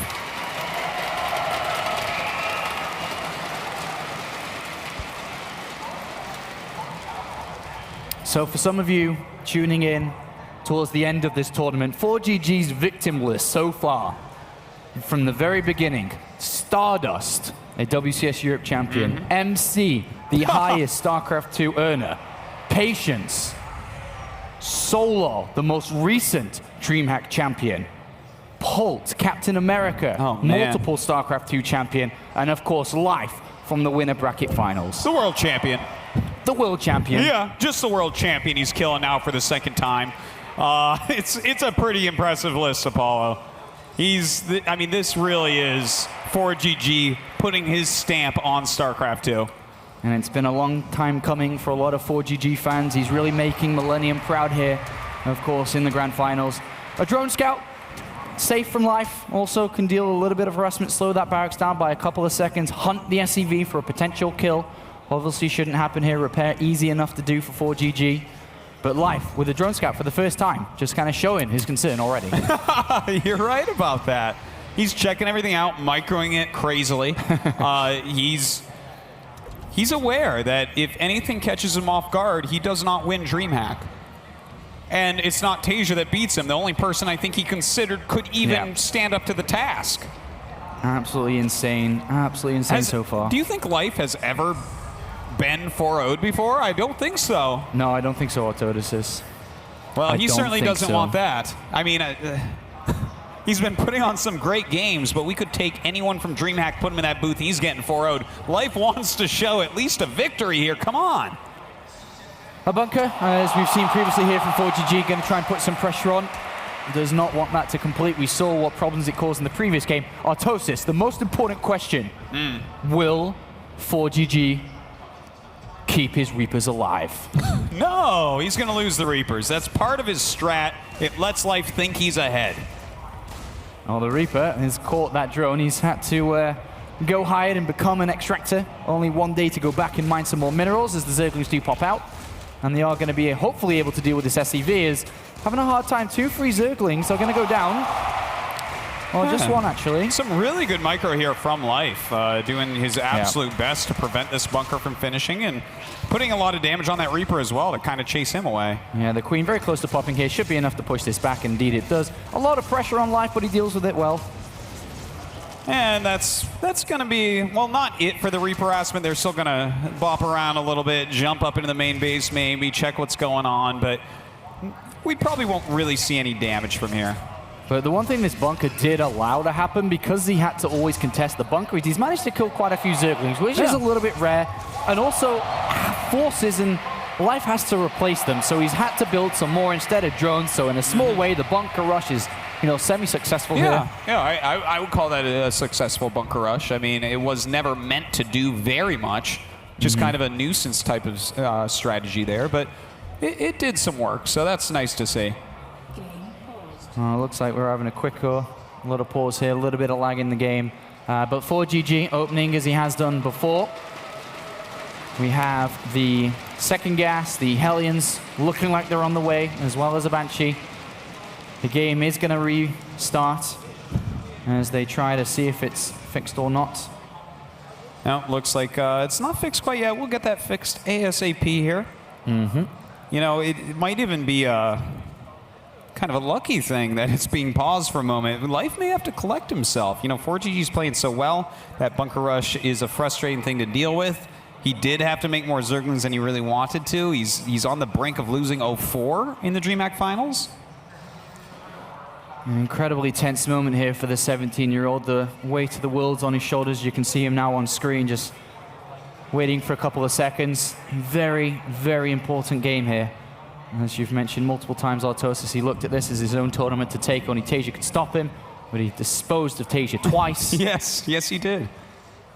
He is the Tasia killer, but the Life killer seems to be ForGG so far. And thank you very much for all of you joining us here in Jönköping, Sweden. Thank you for coming down and watch this StarCraft 2 tournament. Hope you've been having a very good few days here at Dreamhack. Myself and Artosis always have a lot of fun when we come over here. God, man, I love everything about Dreamhack. It is what Dreamhack has done for StarCraft 2 and for esports in general. I think you cannot possibly overstate. Absolutely. From the very beginning in 2010 all the way to 2014, we are ready to continue. All right, 3 Reapers down here, doing what they can, but speed is about to finish, so you know, their shelf life out in the middle of the map is over, and ForGG realizes that. Zergling speed is done. Going to be easier to deal with these Reapers, but it looks like they're going to swing around the back here to get some scouting information. The Zerglings are in the middle of the map. Oh. Not here to defend. Drones are going to be in danger. And he swings around. Well, didn't expect this, and Life didn't either. He's actually starting to take some significant damage. And that many Lings, actually, he's going to be able to escape with probably at least one. But, ooh, some nice surrounding there by Life. Yeah, and he's going to chase this one all the way back home. And it looks like he's going to be able to pick this one up. So 3 Reapers kill themselves for the scouting information. A couple of drones as trade-off as well.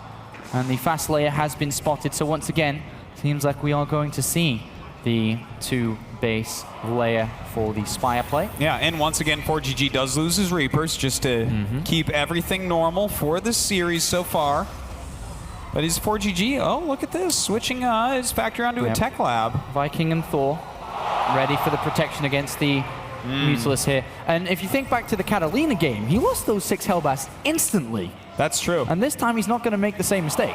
I would be very surprised if he did. We do actually have the Baneling Nest get canceled, and he throws down a Roach War, and this is going to make defense against Hellbats a little bit harder, but with 2 Queens and a Spine, definitely doable. Hellions have a look for that third base. Don't see anything. Going to try to beat that Queen down and go for the drone, and they do get it. Nice delaying there from ForGG to prevent that third base from being taken. And a tank was made from that factory, not a thought. Hydralisk Den thrown down as well. So Roach War and Spire and Hydralisk Den off 2 bases, Artosis. Yeah, definitely a little bit different here. Like, what exactly is he going to choose to do? If you're going to make a Spire, you got to make some mutas, at least 5 to 7 minimum, to get over there, make him make some turrets, make him make a Thor and some Vikings. The thing is, normally you want to make a mech player make Vikings, but the way ForGG has been using them, that's almost a scary thing. Just waiting to see here what Life's going to build. 10 Roaches, Artosis. The investment into the Spire is not going to be used, whether it was... I'm not too sure. We don't have our Observer PCs anymore. I'm not sure if the Spire was scouted or not, but currently Banshees are on the way. Cloak is on the way. Nothing's been scouted. There's the scan actually from ForGG. Sees the Hydralisk Den and the Mulus. Does he see Roaches pop out more importantly? I think he might just miss that. Yeah, it looks like it's going to run out right before, so he could be thinking those are mutas, in fact. And he does start a missile turret, a couple missile turrets, and that's something you're just going to do if you see a Spire anyways. Well, only 10 Roaches were built, 6 drones, and straight over to the Infestation Pit for Life. Just playing, I think, out of his comfort zone more than anything in this game, in this series. Yeah. Well, this game in particular looks very weird for Life. The way that he went Baneling Nest, cancel into Roach Warren, start a Spire, make a Hydralisk Den. He's kind of all over the place, even making Infestation Pit, and all this off 2 bases. I think the Hydralisk Den screams like that he's worried about that kind of Banshee Viking push out again, but put him in such a far behind position previously. Well, right now we do have ForGG going to this third base and going ahead making his Hellbats, but a lot of Roaches come in. Yeah. These Hellbats not really going to get anything done. Yeah, 3, potentially 4 drones here, but it looks like it is just 3. And Banshee's going to try to deal some more damage to increase that from 3 to more. And they do cloak up. Or attempt this natural. Spore Crawler not actually there, so he is going to get some kills. Yeah, quite a few with 2 Banshees here, in fact. This is really, really painful right now. Having to deal with these Banshees, losing 10 drones. 18 Roaches in total on the field now. 3 Infestors being made. There's a tank. Banshees are not too far away. Life's going to poke up the front. Sees a tank, backs off. Returns back, but he's only on 43 drones. Oh, man, 43. 3 hatcheries. That is so low. He's getting pathogen glands and some infestors. So, I mean, that's definitely a very cost-efficient unit. You can get a lot of value out of it, but the amount of drones he's losing, how far behind he is right now, I feel like ForGG has already opened up this game with a good lead. I'm sure at this point, Life's like, why did I not get any Mutalisks? Because these Banshees are worth their weight in gold. They've killed so much. Oh, my God. Even keeps that red one alive at such low health. Only 5 hit points left. ForGG's walking just over Life. He truly is. It's kind of crazy here to see someone just destroy the world champion the way he has been. But you know what? This game is not over quite yet. Life does have a bit of a supply lead. He's getting some tricky little things going on. He does have infestors. He's getting burrow. He might try to set up an ambush or something. I love the fact that ForGG's just playing so patiently from taking his third. He realizes he's killed so much of his opponent's economy. It was a late third. He doesn't need to rush it down. I do like that. Well, right now he's going to go ahead and scout and realize that ForGG is going to be taking his third base. Sees those siege tanks set up. That can only mean that a command center is in fact on the way, and that has to scare him a little bit. That's pretty reasonably fast. Looks like Life is going to attempt to break this back debris here to try to come from the area where ForGG's not expecting it. He needs to reposition his units, his tanks. And Banshee's going to come down and help out, but that's a lot of Roaches. Hopefully he does have his army not too far away. Yeah, does run away immediately. It looks like we're going to see a transition into Swarm Host here. Probably not a terrible choice. Definitely a Swarm Host or something you're going to want to use against mech on this map. But he's going to have to secure more of the map. He needs a 4th base. And if patterns are to continue here, I think we might see some additional starports come down to start to compete in the skies again. He had a lot of success of that in the previous game. Currently only a 1 starport, but upon taking this third base and bringing in the extra money, can now start to afford some extra options. Well, we'll see what he's going to do with those options. ForGG really hitting his macro stride right now. Both players at about 150 supply. I like the idea of moving these Infestors around and getting something done, but Infested Terrans don't quite do what they used to do. And the scan inside the main base reveals the lair is still there and no hive, which probably means that ForGG knows that there might not be a timing that he could move out and hit. He knows that there's going to be a lot of lair units around, a lot of roaches, a lot of anything at this point. He's going to try to move out in the middle of the map to have a feel. It's going to run into some roaches, and that's a lot of them.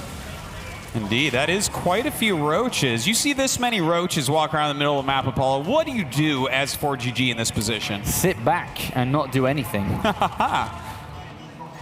Was that the correct answer? It is the correct answer. You know, roaches, the higher your supply goes, the worse roaches are. So to sit back and just max out, that's going to give him a huge lead against someone that has that many roaches. But looks like he wants to move out a bit.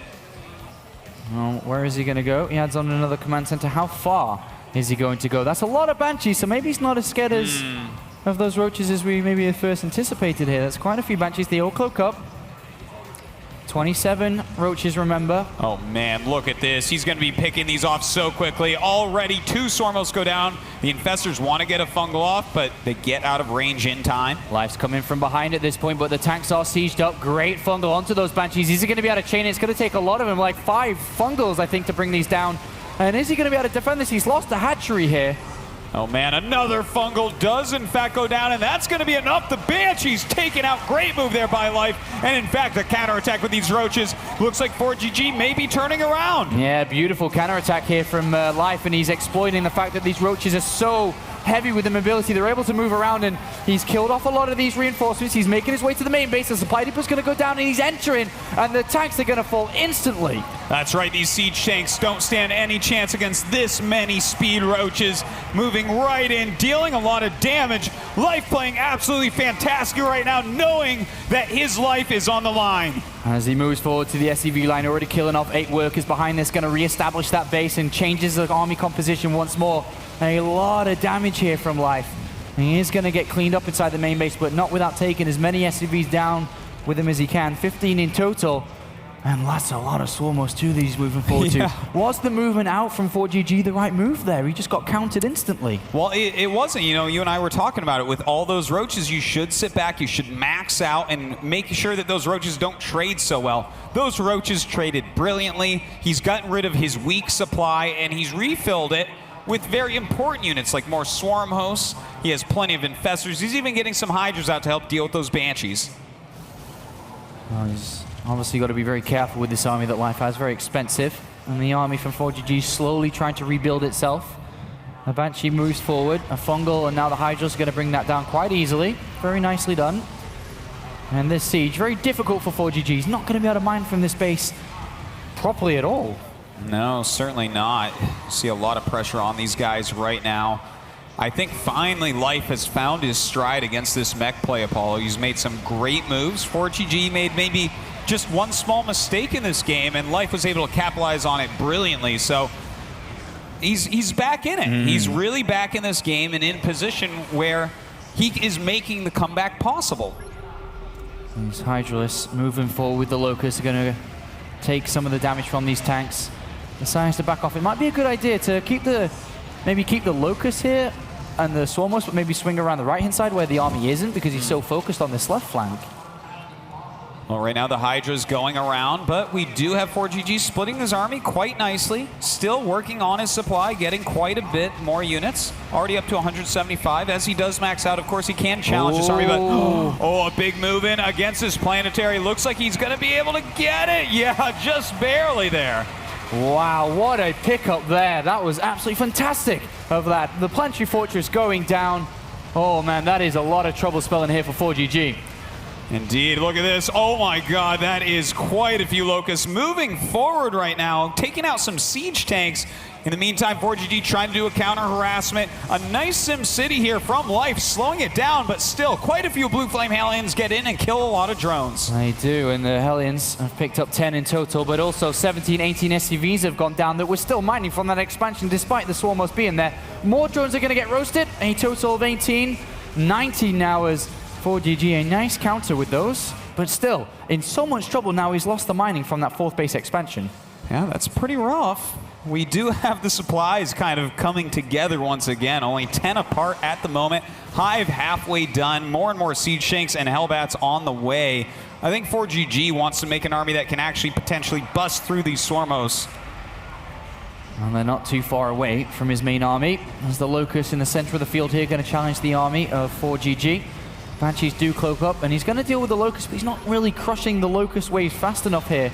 A couple of defensive tanks do deal with that push out around the left-hand side. And he scans, he moves the Banshees down. He's going to try to bring down these Swarmos as the Hydras are out of position.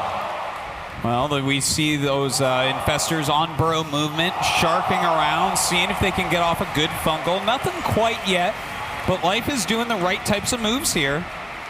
He's actually making quite a game of it, but ForGG in this center spot, he's in a good position where he can send out forces like we see here towards the natural to deal a lot of damage. What do you think that ForGG needs to do to, regain control of this game? Because it's definitely in favor of Life. Yeah, I would agree with that. Maybe he slows it down a bit more. Maybe he gets into Raven tech so he can use some point defense drones. Oh, nice use of the infestors there. Managed to bring down 3 or 4 tanks. Really fantastic. And ForGG continues to kill off a lot of drones as well.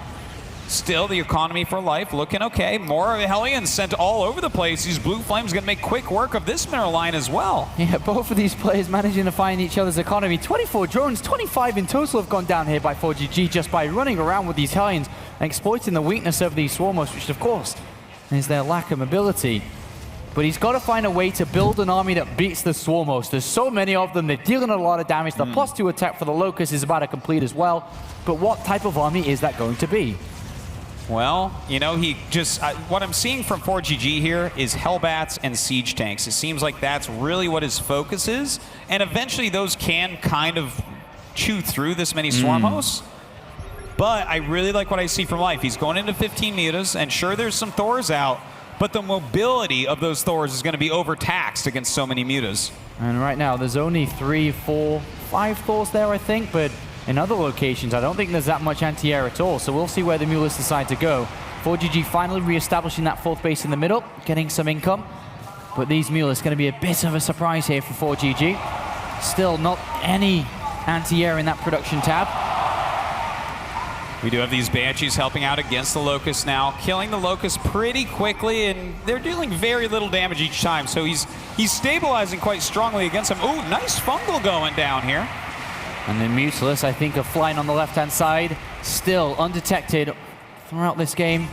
Hellions still continuing to get into the drone line, but here come the Mutilus, a surprise, onto the natural. Oh man, killing off this many Siege Tanks for free is a huge move from Life. Going after these Hellbats, going after these Siege Tanks. The Banshees come back and he loses one of those even. Look at these Thors, so clunky, so slow, trying to chase them down, but they are just going to be outmaneuvered all game long. Destroying the infrastructure behind enemy lines here. Great move from Life, great switch up with his units, and he continues to seize the middle of the map, but the majority of the units actually move to come back to defend with this. So nice play here from Life, running circles finally and dealing with this difficult player that is ForGG.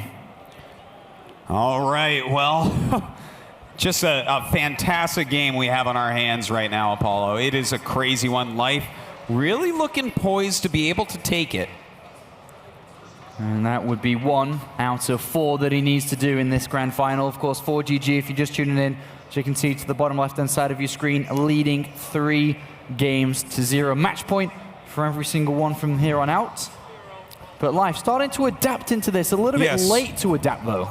Okay, I guess technically this is a little bit late, but Life is the type of guy that's so clutch. He's so strong when he knows what he's doing and how to deal with what he's played against. I could see him bringing this to the very end. It's definitely a possibility.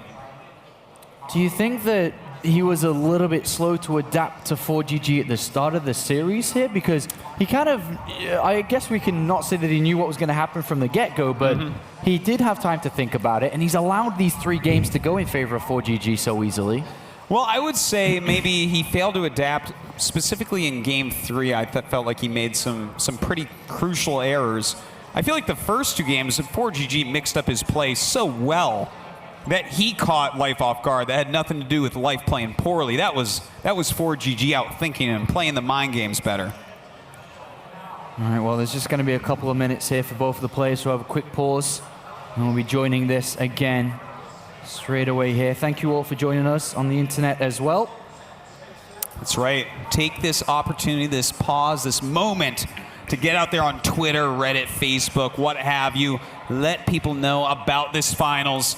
It has been an epic tournament, an epic year of Dreamhack in total, and this is it. This is possibly the last game of Dreamhack for 2014. The grand finale of 2014 with a look upon 2015 to see what happens there. But a great way to celebrate Dreamhack for 2014 by watching this grand final as we get closer and closer to crowning another champion of Dreamhack, of crowning another champagne failure at Dreamhack. If Life was to... no, let's go with 4GG. Do you think that 4GG would nail the champagne bottle, Artosis? Yes. And of course, Life has opened so many champagne bottles. He knows how to do it He could now. work at a restaurant at this point. All right. Doesn't need to. He wins a lot of money, okay? He just won 100 grand a couple weeks ago, so. And of course, 30,000 to the winner of this one as well. So a lot of money. A huge amount of money. 15,000 difference between first and second. Wow. That is a big deal. And of course, you know, Tasia in third place takes home 10K once again. So good for him. Absolutely. Always seeming to be on that 10,000. Yeah, that's his number. Sorry for the slight pause here. Do remember that we're going to be jumping into this in a couple of seconds. So don't go anywhere. We're loading into it already.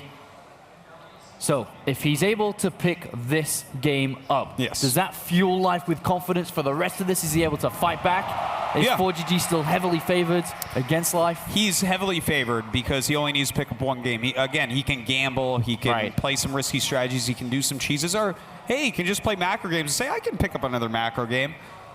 So yes, he's heavily favored, but Life is the type of guy who can take this back. Like he believes in himself so much, it's actually insane. Like he's actually completely aware of how good he is. Well, now is 4GG too. Well, after King Sejong Station, if he does win, it's Dead Wing next. Yep. That's a pretty good mech map, though. A little bit nervous still for Life. All right, well, I guess we'll see if we get to that here as we're ready to jump back into this. We're just recovering it.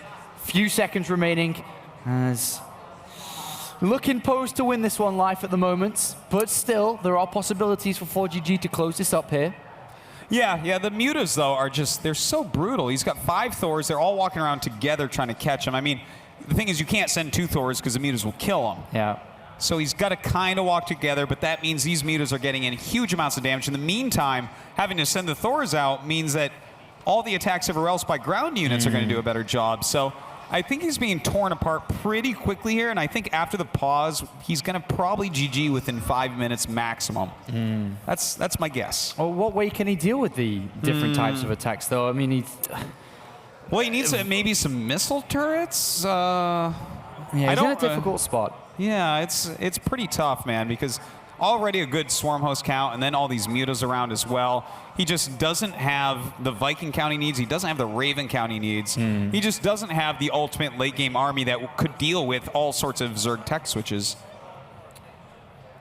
All right, well, 4GG moments away here. I hope you guys still excited for this one. Startail Life, the BlizzCon champion, looking to take on, let's make this comeback possible, Artosis.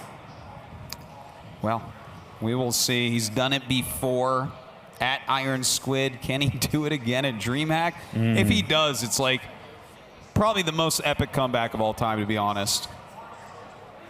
I mean, the guy already knocked him into the loser bracket, so to come back here and win, that would just be wild. Well, this is taking a little bit longer than we did first expect here. Slowly but surely resuming. That's right.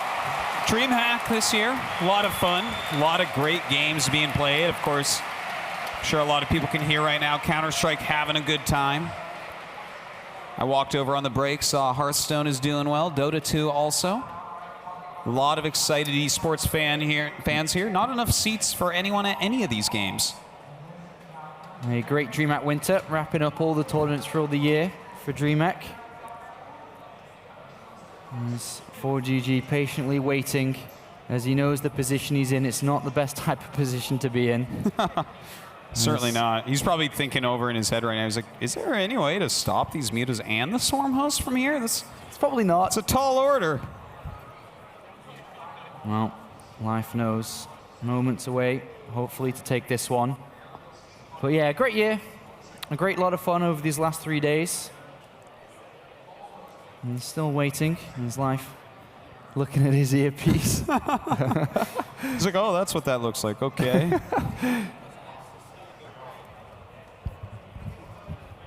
Well, not too long. Recovering this game slowly but surely. One of the longest recoveries that I've seen, for sure. That's right. But we're all patient individuals here, Otos. It's you, me, Dreamhack, and everyone else who's here too, and the viewers at home. Yes. I think we can blindly say that every single person of the tens of thousands watching is patient. And waiting. Of course, Swedish TV and Norwegian TV as well. Indeed. Waiting for this. ForGG. Quick blow on the wrist. Make sure he's ready. It's like an old Nintendo cartridge. Just got to make sure this is going to work. All right. It's finally over, Autosis. Oh, thank God. It is finally over. We can begin. Both players are ready. The countdown is going to begin. Let's keep up with the Dreamhack Winter Finals. Let's continue on. The wait is finally over. Here we go, guys. Those mutas flying around. Remember, the Swarm host will be attacking as well. Going back up once again. Not enough siege tanks here to really hold this off at the moment. No, and he's so spread so thin at this point. As you can see, he's starting to lose his center location, a very important location to hold on to. It's where his money is. He's mined out inside his main base. His natural's pretty much gone as well. And even the mule is swinging around as the units are defending or meant to be in the main base. 20 more mutas were on the way just a moment ago. His mutalisk flock is growing exponentially. He's up to 29 right now.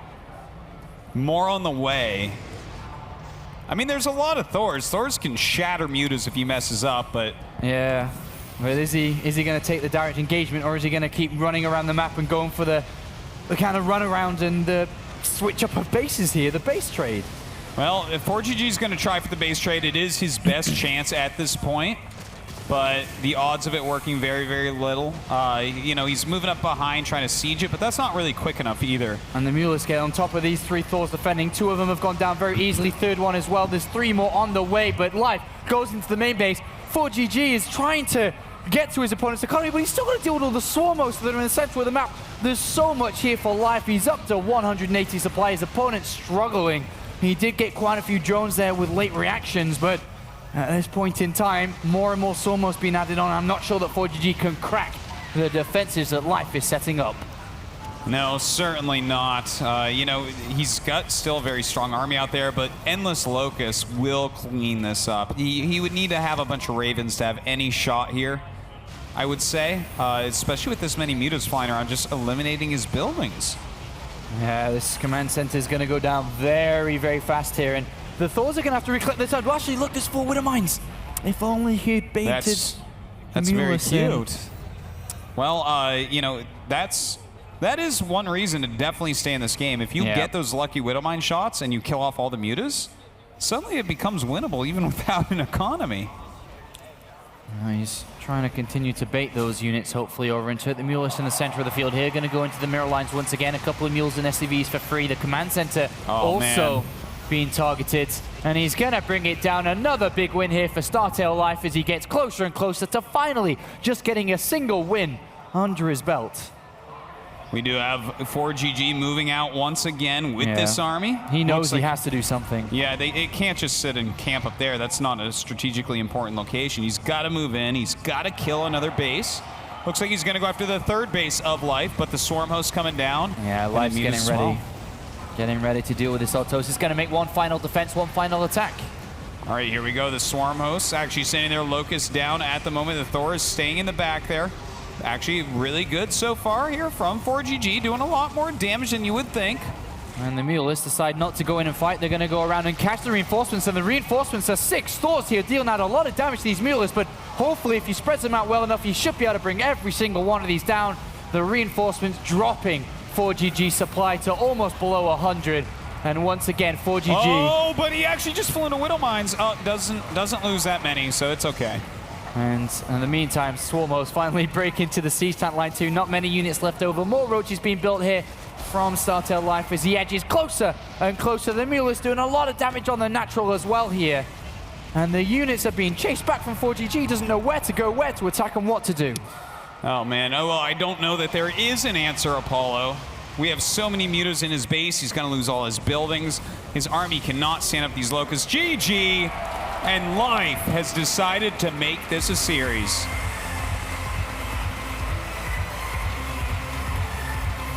Finally gets a map victory over ForGG in his finals. Prevents the 4-0 sweep.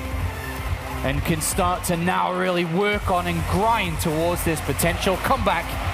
Still got a lot of work to do, a long way before he even gets close to tying this series up. Anything is possible, though, for this youngster. As we've seen multiple times in the past, he's come back from this difficult situation before, but he needs to do it again against a player who just seems to understand what Life is weak against, what he's best at, and how to exploit and find a way to victory every single time. Well, look, that was the best game from Life so far. He really reacted to the mech quite well. He did a great job of his tech transitions. He did a great job of utilizing those swarm hosts correctly and running around the map and really abusing mech's immobility. So I want to say he's going to continue to put up some good games here. Now our next map is going to be Deadwing. Yeah, Talk to me. It's like you said, Apollo Apollo It's pretty good for mech here, Autosis. It's big. It's a lot of space here for ForGG to build up on. It's very difficult for Life to be aggressive on as well if he wants to go for some form of Zergling Baneling attack, some Baneling Roach type of attack. It's not going to work as well because it's so large. So everything plays into a longer type of game where ForGG is going to be wanting to head towards. Yeah, it seems like a really good map for that. So, hey, how about this? How about Life all-ins him? Says forget it. Let's go for some Roach Bane maybe. Will it work, Thing though? is, yeah, the amount of Banshees that this man makes. It's very difficult to pull off. Yeah, it is. It is. Well, both players now getting invited into this one. Once again, ForGG still just one game, one simple win, just against the world champion away from winning this tournament. But Life, how is he going to approach this series? Because in the early to the middle parts of these games, it feels like he's uncomfortable. He's not playing how he usually does. He's adapting. He doesn't really know what structures to build or how to deal with the way that ForGG could potentially throw units at him in the earlier stages that he's not used to playing against, that he hasn't practiced against. Well, ForGG is going to keep that up, I think. But with every game, you keep saying, he's using compositions units he hasn't practiced against. With every game, he's getting a little bit more practice. He's getting a little bit better against it. ForGG has to be careful to not be too repetitive. Well, Life has stepped away from his booth. He's going to take a little bit of a break here as we get ready for the 5th map installment of this Grand Finals. And as we get closer and closer to that midnight mark here, we will soon have a Dreamhack Open champion for 2014. That's right. It could be as soon as 7 minutes from the game start time. It very well could be. Well, we do have Moonglade and In Control up here. Guys, what are you thinking about this series so far, huh? I like the comment you actually made earlier. It was just 3-0 at the time, but you guys were like, this is a great series despite the score. It really has been. The games have been absolutely phenomenal. And I like also that going into it, Life is like, oh, no. If anyone tries bio, I crush them. And I don't know that necessarily that was why ForGG did it, but the first 2 games, straight bio, bro. Yeah, they were crazy. Such scrappy games. Really just going down to the wire. Even that last game, just a really great muta switch to really close things out. But even then, it was still so close. Could have gone either way if those Widow Mines found their targets. Yeah. Well, Moonglade, of course, is our resident Zerg professional here. What is Life doing wrong against ForGG here? Looking at all the maps that he's lost, going down 3-1, now finding his way back in, but not so much looking at the last one, but what were some of the crucial mistakes he was making at the start? Well, it seemed to be he got kind of mind-gamed a bit. I mean, we did see Bio, and we did see the Proxy 2-Racks do a lot of work as well. Life, I don't know, it just seems to be that ForGG is in Life's head at the moment, and Life can't play the game he wants to play. So yeah, and Life seems to be struggling against Mech, as we saw in the last game, as we saw in that best of 5 earlier today with them. Life just needs to, I don't know, he just hasn't found his way yet. Is there a better way to him to deal with Mech? What was that? Is there a better way for him to deal with Mech? Is there something that is more dominant than what he's using currently? Yeah, he's doing it pretty well, but I don't know, he keeps taking a lot of really critical economic damage from these Hellion run-bys, not enough static defense at each base. His Swarmhost play is getting better, it looked pretty good in that game. But I mean, he's not reacting very well to the Banshees. With Banshees just, ForGG's Banshees just have been doing so much work in just about every game here. And he hasn't really just been, he hasn't reacted properly to them. Maybe even adding some Corruptors to his army with his Vipers can help out a little bit. If you're going for a very heavy ground style, you can't just rely on Hydras because tanks will zone them out very, very often. He's been so dynamic with his mech. The second that he calibrates his army for the ground mech with those tanks and Thors, then comes the Banshees. And what I like about ForGG's mech with that dynamic is that he's also coming with Vikings, and the Vikings are clearing away Overseers, they're eliminating the Mutalisk option, they're deterring him from going Broodlords, they're really limiting his options, and you can see Life kind of organically and on the fly kind of learning what he wants to do. This last game, I think, was his best opening yet. It was an Infestation Pit Hydra, which is kind of the middle ground good answer. It is bad against tanks, but it gives him enough kind of deflection to get up to 4 bases and then respond with Swarm Host. So we're seeing him learn, but ForGG is making him learn on the fly, which is incredible. And so far, it's taken a best of 5, and now we're well into a best of 7 for him to do that. Well, here's one quick question, Moonglade. Moving on to the next map, Deadwing, what should he focus on? Well, I would have to almost guarantee that we're going to see Mech from ForGG, so Life's going to have to be in that mindset once again. He's going to have to really think about what his tech is going to be and how he's going to transition and how he's going to deal with this specific mech ball that ForGG likes so much, with the Banshee specifically. He's got to find a way around them so he can do a lot of damage with these Swarm Hosts or go for a Roach timing into Muta, into whatever else he might want to do. All right.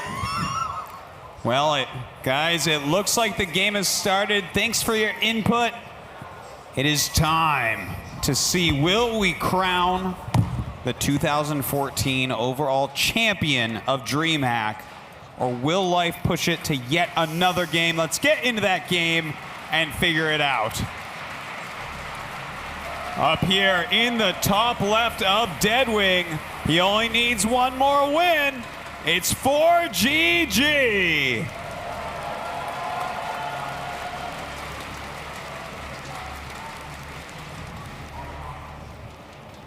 And his opponent, if you want to see more games, you better cheer loud and let him hear ya. It is Startail Life.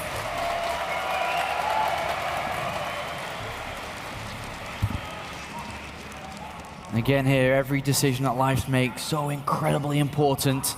Is he going to want to try to be aggressive on a map that doesn't really play to an aggressive style? It could catch ForGG off guard if he's not expecting it. There's ForGG's changing up his build once again. It looks like he's leaning towards a command center first. Usually, we've seen him open up with either the Reaper expansion or the double barracks aggressive play, but command center first, changing it up again. Yeah, still pretty solid on this map. You know, it's such a big one. Life probably not very likely to go ahead and do a quick pull and Zergling rush him. He did, of course, try that in game 1, and it didn't work out for him. So probably doesn't want to risk 30 grand on that build. Well, these locations, I think, are going to be pretty good, actually, for Life here. If his cross position's a little bit more difficult, he's going to be able to charge up through the middle of the map, spread that creep just north, and really pressure that 4th base. And eventually, depending on how long the game goes down, if we are going to see Mech versus Swarm Host type of style, he can keep ForGG away from a 5th base quite easily. Yeah, that is quite true. It's going to be very hard to take against a much more mobile Zerg army.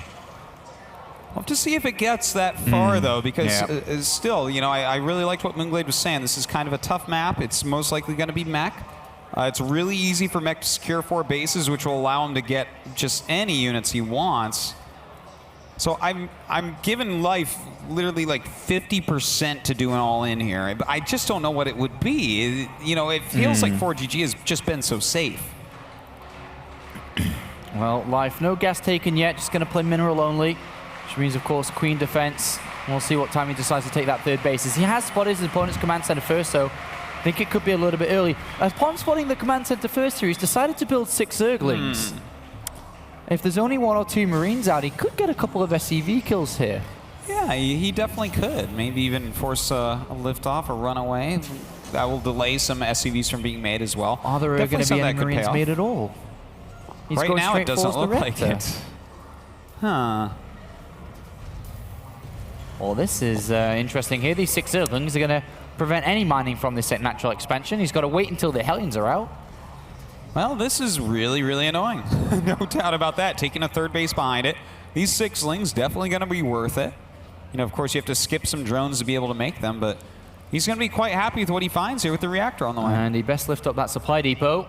And he does, but the reactor is going to be picked up upon. And of course, I mean, he's got to lift up the barracks to switch it with the factory as well if he wants to try to build 2x2, but he's going to build a Hellion one at a time. He kills 1 SCV already on the natural, and a great start here for Life.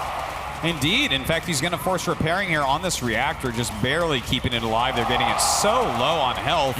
This is really quite nice for Life. And behind this, he's been able to take that 3rd base incredibly fast. A great start, a fantastic start. Look at the supply difference already. The way that this has been slowed down, 25 supply, 43 for Life. Very well done indeed. And I mean, look at this. He's actually staying on no gas at the moment, just pumping out some queens. He's going to be able to get his creep spread going. Of course, queens can be quite nice against mech-type units, against banshees as well, that we've seen from ForGG so much.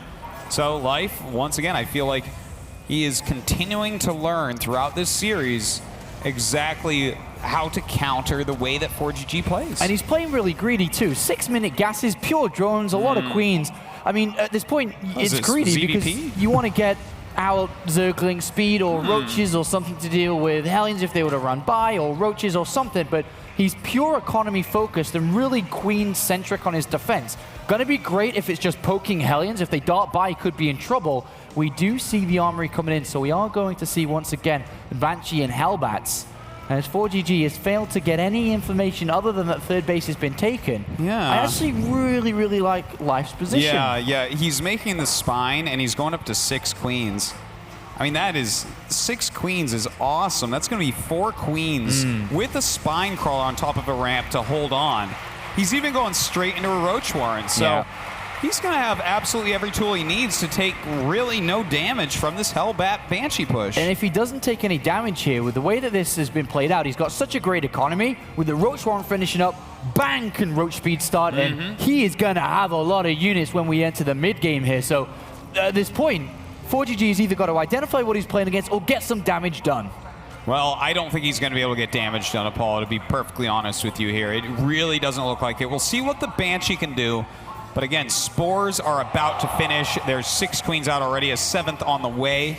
He's getting roaches to help out against any potential pushes as well. Yes, it's so very good here, and there's consistent Hellions being made. We are going to see Hellbats, but 8 roaches are being made here. This is going to be more than enough to defend. He's just got to deal with this Banshee, and I cannot believe how good of a position that Life has kind of played himself into here by taking a couple of risks. Oh man, the counterattack here could be deadly. We've seen ForGG focus so heavily on Hellions, so heavily on Banshees. Well, I mean, the Banshees go well against roaches, but Hellions overall will not beat a bunch of speed roaches. So here we go. They do go up that ramp, see a lot of queens of spine and roaches. They have to turn around. Completely shut down here by Life. He's got a 30 supply advantage. He's adding on more and more roaches, and he's gotten away with that greedy style in the early stage of the game. He's got a lot of money. He's got a lot of roaches. He's got a lot of supply.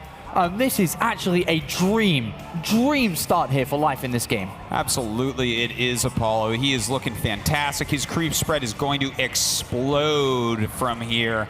Of course, they are kind of like close spots, which I guess can work out for Mech a little bit. He can push across a little bit quicker when he hits that 200 supply, but I feel like he has 0 opportunity to attack before 200 supply. And right now, there are 8 queens on the field. A lot of them are going to go down very early here. A little bit caught out of position is Life, but he moves forward with the roaches as well in support. He brings down a little bit of hit points from these Banshees, but he's going to push forward.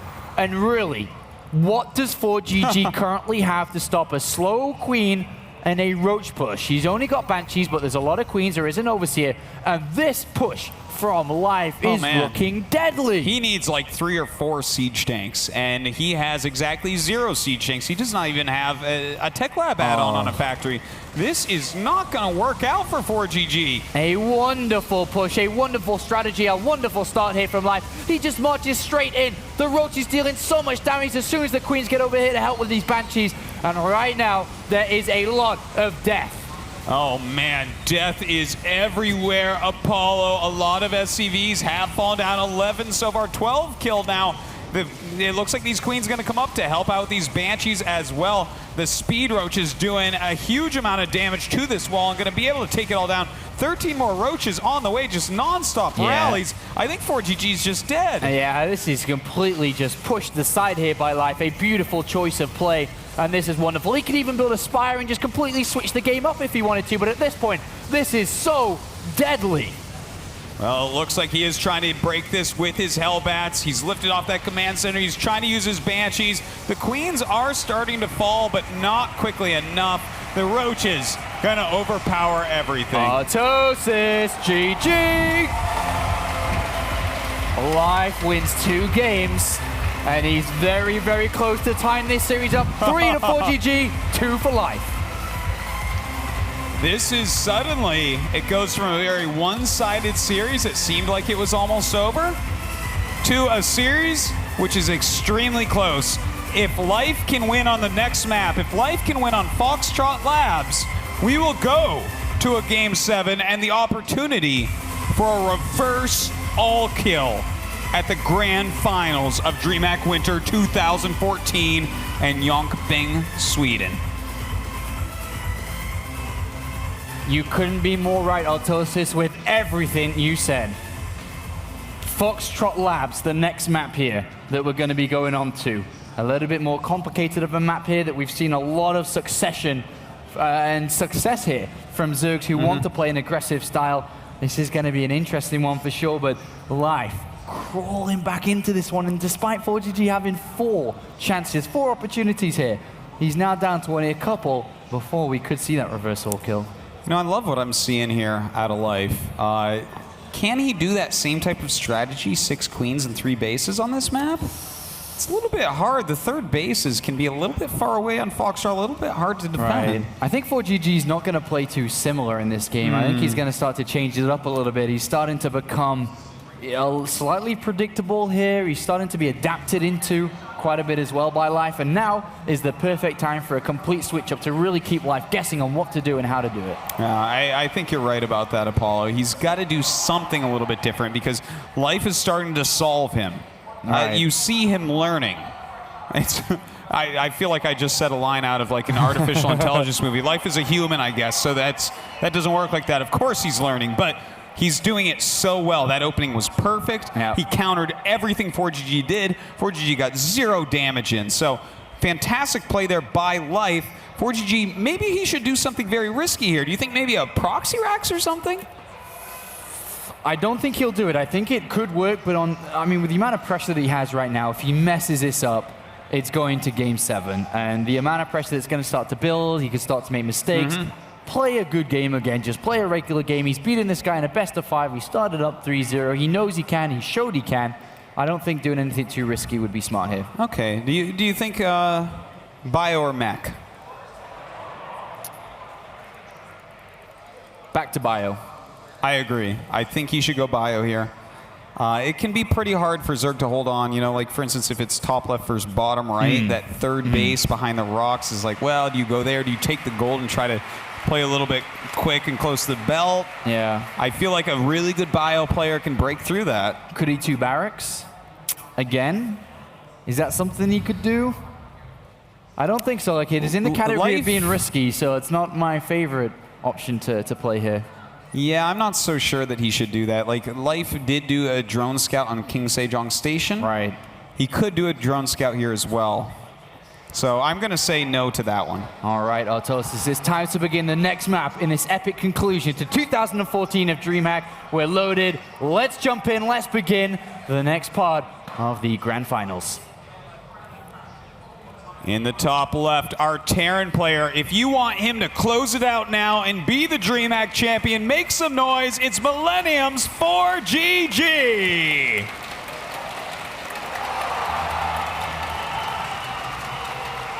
All right, a few people want him to close it out. It doesn't seem like that many, though. It means I expect the rest of you to make some noise for this fella in the bottom right. If you want to see him bring it to Game 7, make some noise and go crazy for StarTale Life.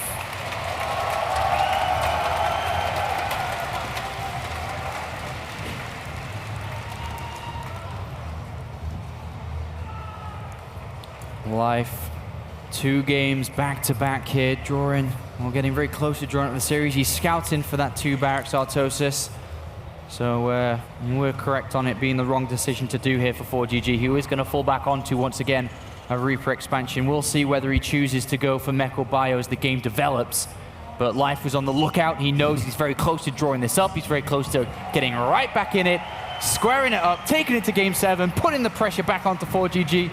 Life showing great composure here, not to crumble after being 3-0 down, which many a lesser player would have done, but not this guy. Oh man, I can't even believe it. He's so brave to be able to fight back after 0-3. I think most people would just give up there. Most people don't even get to play a best of 7 in their career because it's historically just in the very finals of the best tournaments. The spawning pool placed down, and just a very standard timing here, no risk taken by Life at all. Reaper's going to be on its way, and we are going to see a couple of Reapers being built here. We'll see what damage ForGG can get. Well, you know, I don't expect the Reapers to do damage. And I really hope for ForGG's sake he doesn't lose the Reapers this time, because he's done that basically every game where he loses the Reapers, he overcommits them. I feel like if he keeps them alive and goes into his regular Hellion play, Reapers are a great addition to Hellion harassment.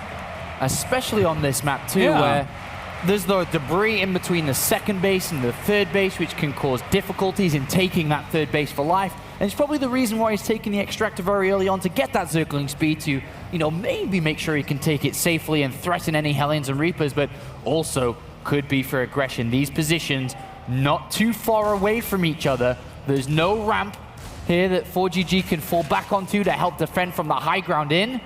So it makes aggression a lot more popular and a lot more viable on this map. But is Life willing to do that? Well, I think Life is willing to do anything that he thinks will make him win this game, and we'll see exactly what that is coming up very shortly. Some good Reaper harassment here, forcing that drone to build 2 different buildings that he's going to have to cancel out of. So pretty solid so far by ForGG. And he may swing around to try and get that. Once again, it has been cancelled. Zergling's trying to get towards, and the Reapers take a very good position here on the high ground. Yeah, and very they nice. do get that drone. That's a good kill right there. You normally don't end up getting a drone. ForGG looking to get another drone as that Queen is out of position here, and he's going to go in for an and he gets 2.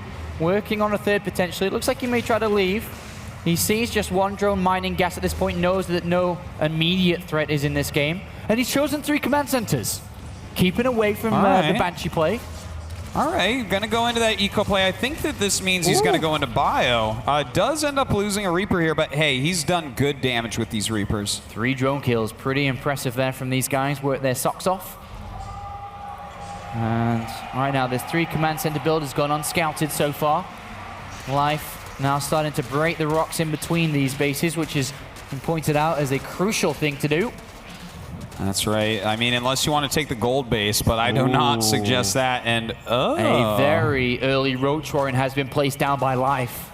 Yeah, he's still mining quite a bit of gas as well. And you know what? The Reaper keeps scouting. The Ling's killing the rocks, so he may think that he wants to go into a third. Exactly, and there's an overload by Life at the north of this place, which has scouted the 1 gas. Upon seeing the 1 gas, he doesn't need to see the 3 command centers or not to know if they are there. He knows that ForGG has fallen onto a 3 command center build. He's chosen the Roach Warren, and we all know what this should lead towards. Oh my God, Apollo. In fact, he's sending drones up, which I feel like this is selling the macro play so hard right now.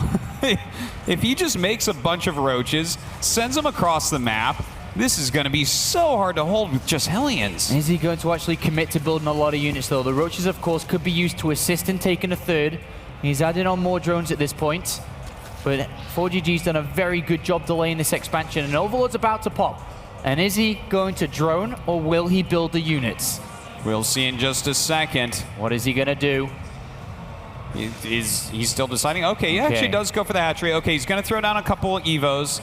But looks on the like this is more of a safety play. Look at ForGG, though, on the other side, bringing out a bit of an older strategy himself. Yes, in fact, this is a strategy that during Life's GSL Codas run, where he became the champion over in Korea, is a build he had to face against so many times. It's 2 factory Blue Flame Hellion. He's going to have a lot of them. They're going to be very dangerous, but Roaches are the right counter for them. Yeah, and right now, Life is selling a story that he is doing that aggression. There's only 3 Roaches, and ForGG's starting to realize, he's like, wait a minute, there's only a few here. So he's going to continue on with his assault with these Blue Flame Hellions, but 7 Roaches in total. Obviously, at this point, Life has seen the amount of Hellions there are. He knows that this is going to be a danger. Certainly he does, and by getting these Roaches out, he shouldn't really take damage, but we'll see. You know, Blue Flame Hellions are very scary. If you get out of position for a moment, they can run into your natural, they can run into your main and kill a lot of drones without you being able to say anything about it. And Life, with a great scout, sees 2 factories worth of units here. He knows that this could be a threat. He's seen the amount of Hellions. He's starting to produce more Roaches here. And so this may not even work. It may not even do anything. We have a lot more Roaches on the way. He's sending a bunch of them across the map right now. Does lose that Overlord, but he has all the intel he needs. Yeah, he canceled the melee upgrade too and switched immediately into missile attacks upon realizing that he's playing against a lot of mech units.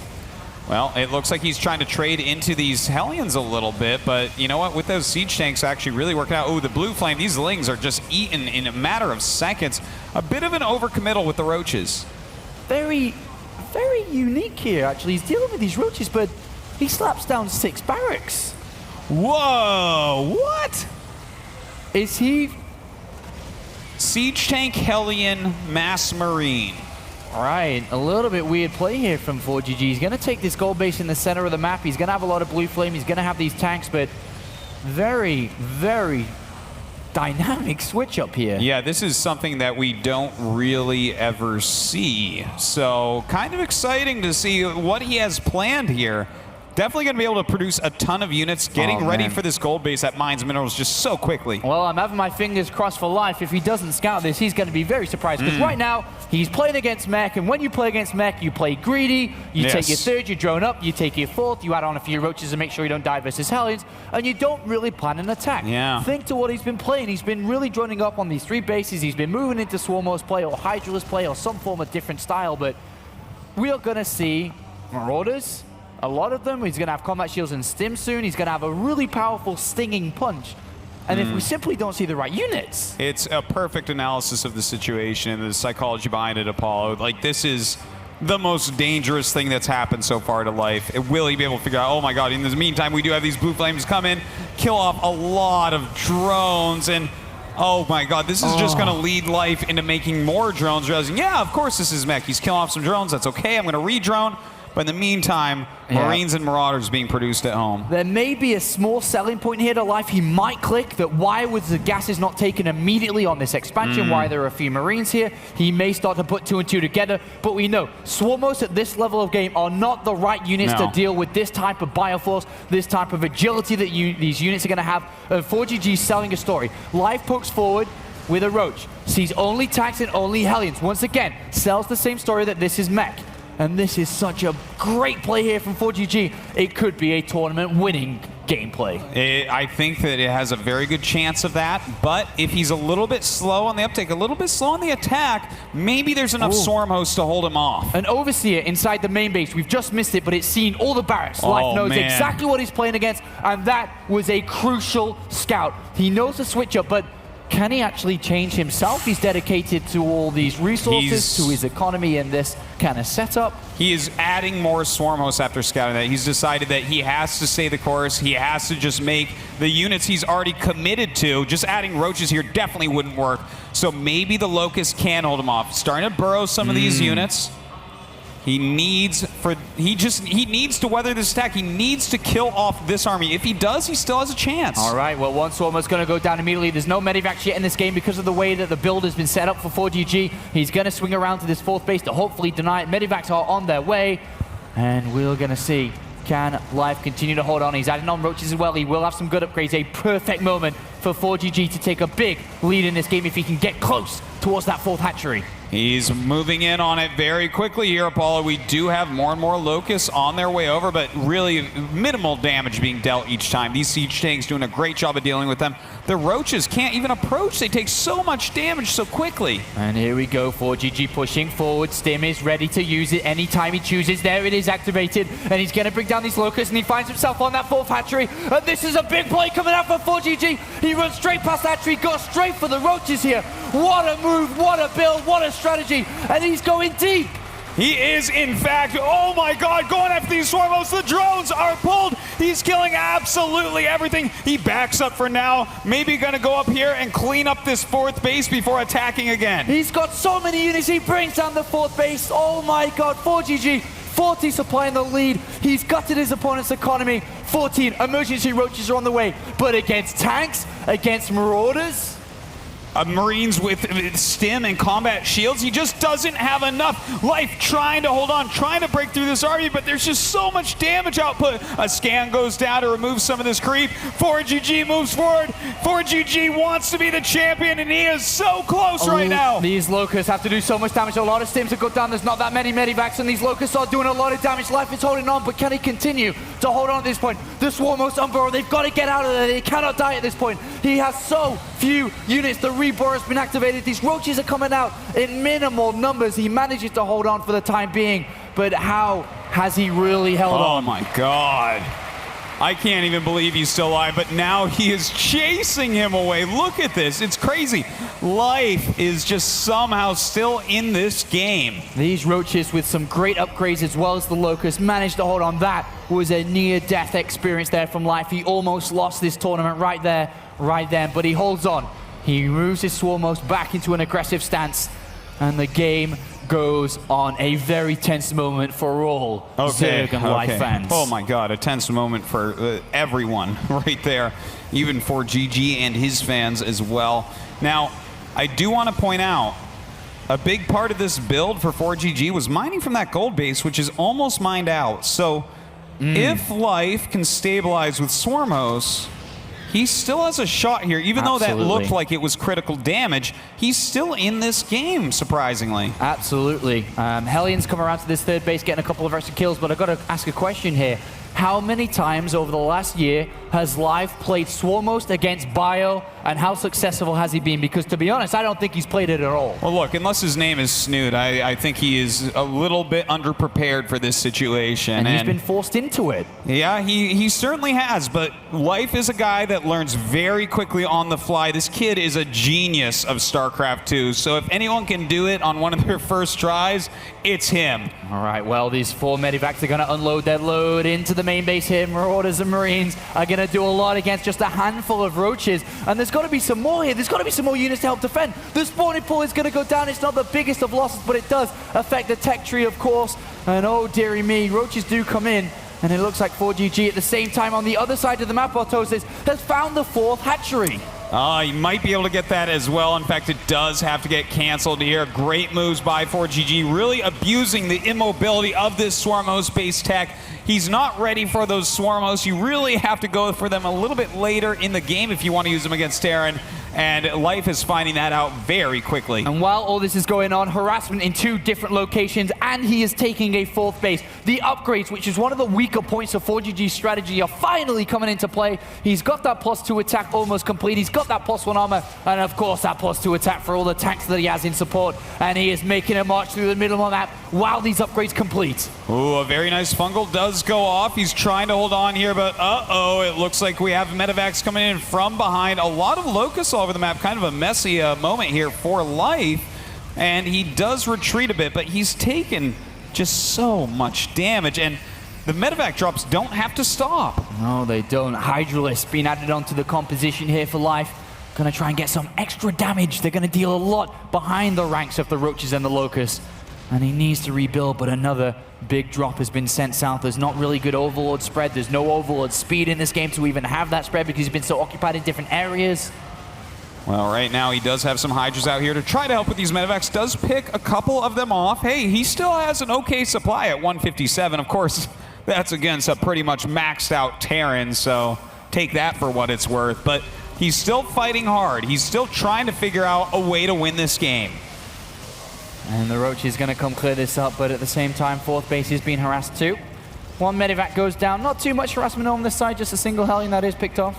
As well as the Hydralist Life under a very tense situation.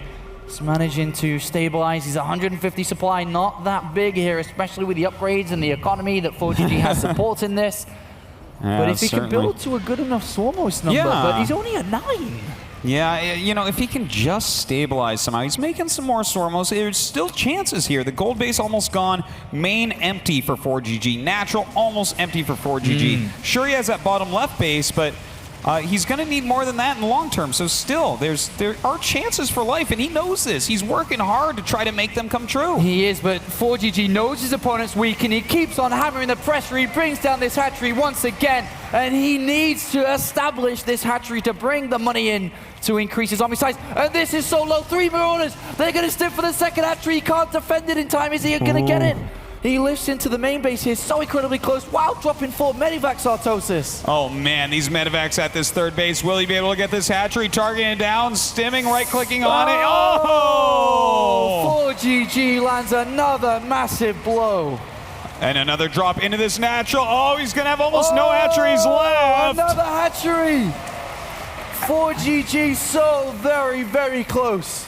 He is indeed. We have one active hatchery. That layer in the main base, still so hard to defend. He's trying to take the gold. I don't think he's going to be able to hold on to it.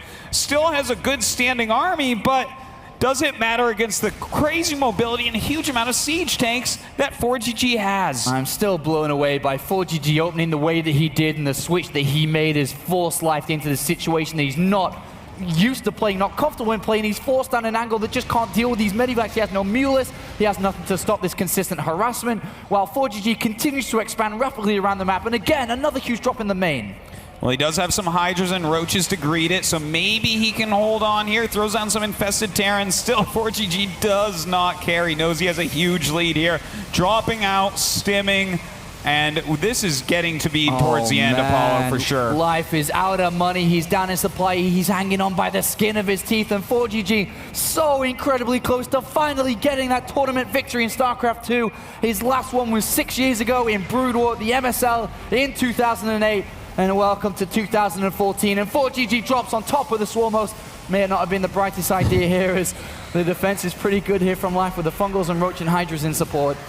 Well, he is going to be able to clean that up and push it back some, but the damage he's taking is adding up all over the place. He's down to just 137 supply against 180 supply of ForGG. He's barely mining. It's mostly long distance. Trying to get that gold up, trying to retake his third, but nothing is working out for Life right now. +3 vehicle attacks about to complete. 2 drops headed towards the main base. A squad of units on the right-hand side here for ForGG as well, and Life is just spread so thin with so minimal units, and ForGG keeps the pressure up, and again, another hatchery is going to fall, and he just can't afford to keep on losing, especially all these drones as well. 10 of them go down, another hatchery goes, he picks up, he boosts, and he gets out of there while keeping pressure in another location as well. Look at that, killing off some of these drones that are mining. Looks like he'll hold on to this for the time being, but a big drop going into the main base here once again. How does he even hold on against this? He's throwing up infested Terrans, but that won't do anything against these 2-1 Marine Marauder medevacs. I feel at any moment here, Life could be calling GG and surrendering the tournament to ForGG. All he's got to do, to be honest, when the gold base roll his tanks are, is pick up, move, and go kill that hatchery. Here is the Unsiege. He's coming for that championship. He's finally going to make it, and Life is so low on units. He has almost nothing left. These Swarm hosts, his last defense. He's going to have to rally everything up here. ForGG going for this kill. The gold base is the last sanctuary here for Life, but it is already not mining. He's coming over to the side. He has a good number of infestors trying to push back while he loses his main. He loses the infestation pit, the lair is being compromised, as well as holding the central base where the only income for Life currently is. He drops below 100 supply. What is building 3 additional roaches to an army of this size for ForGG? Finally, he's been able to break through. It looked like Life could have made a comeback with 2 games in a row, but ForGG steps it up another level and now holds the center of the field. Oh man, this hatchery at the gold base will be falling. That's going to bring him down to 2 hatcheries here once again. ForGG mining from 2 bases quite heavily at the moment. A great economy, great play here from ForGG. I think we've got to see one final push here from Life. He's got to try to break the army. Yeah, and we're going to see another multiple drop on the right-hand side here as ForGG just continues to keep the pressure up, and there's just no mining, there's no infrastructure, there's nothing here for Life as ForGG just continues to expand around the map, continues to reinforce, continuing to build up his army. When is Life gonna surrender? How will he surrender? Will he ever surrender? Well, he's going to be forced to surrender here, Apollo. There is nothing left for him. He's making 3 drones right now against a maxed out Terran with better upgrades, better army composition, pure mobility, multiple bases. Life has got nothing left. He's holding out hope that somehow, some way, ForGG makes enough mistakes to lose, but we all know he's way too good a player to do that. 180 supply to just a mere 100 at this point. He does deal with the double drops on the right-hand side, but how is he ever going to launch an attack that could defeat what ForGG has behind? Another big drop from 4 Medivacs heading their way to the main base, and there's simply no units. There's a handful of Roach and Hydras supporting this. Life moves through the middle of the map in desperation to finally find a way to do this. The 4 Medivacs is going to destroy the layer, the gases, everything else that remains inside this main. There is the scan, there is the drop. If he loses this, surely this has to be it. I think you're right about that. He's going for it, though. It looks like ForGG going for this finishing blow. This army of Life should be able to get cleaned up. Stimming forward is GG, stimming forward towards his victory at this Dreamhack. And I think Life has a GG! ForGG is the Dreamhack Open 2014 Grand Champion.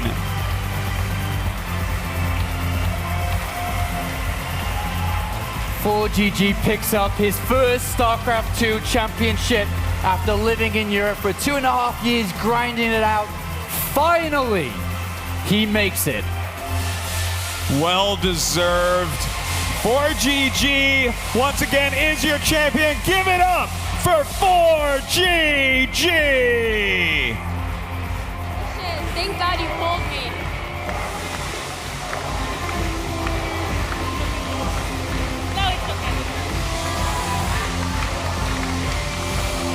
What a moment this must be for this man as he wins himself $30,000, the trophy, the star. It has been 6 years since ForGG won a StarCraft tournament back in Brood War, where he defeated Jaedong in the finals. Today, in 2014, on Team Millennium, after living in Europe for so long and practicing for so hard, every single day, Artosis, hours and hours. Finally, he gets to live this moment. It couldn't have happened to a nicer or more deserving guy, Apollo. He has worked so hard and so long for this victory, and to take it over Life, the champion of BlizzCon, the best circuit in the world, he's shown that he is, in fact, back where he used to be in Brood War. At the top.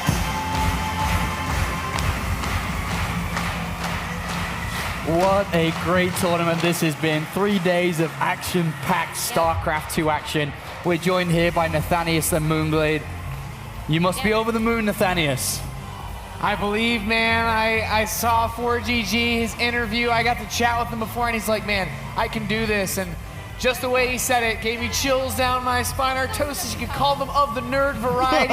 It was something magical in the air. And ForGG busted out some phenomenal TVZ to take this championship. Yeah, he really did. He had some great mind games in that series, especially the last game, switching to bio in such an odd way after selling the mech tech. I mean, he made it work so well, and it took a while, but eventually whittled down Life. It was fantastic It's a fantastic series overall.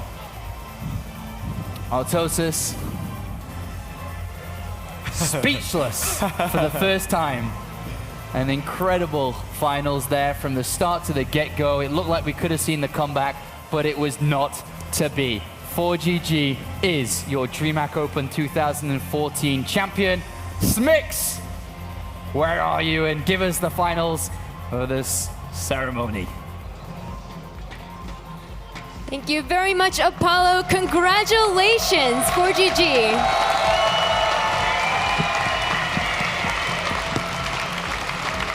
As Apollo has stated, it's been 6 years since your last StarCraft title, and that was back in StarCraft 1. The last time you were in the Grand Finals of StarCraft 2 was 2 years ago, and now, today, for the first time, you secured your first premier title in StarCraft 2. How much does this mean to you? Really, I can't explain.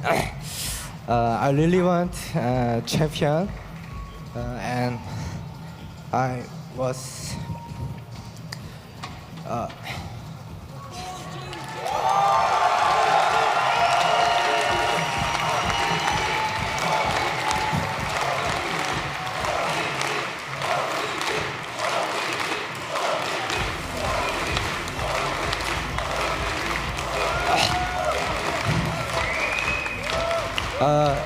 Okay.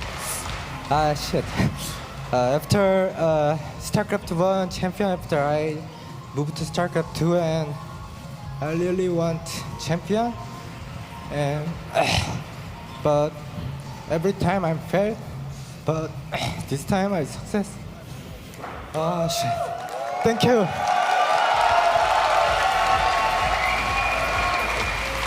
Last but not least, ForGG, I want to give you this chance to give a thank you to anybody that you want to thank.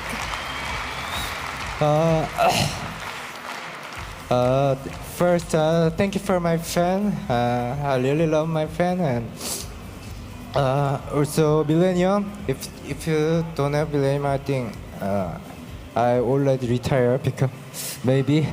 And thank you for retire. And I don't know.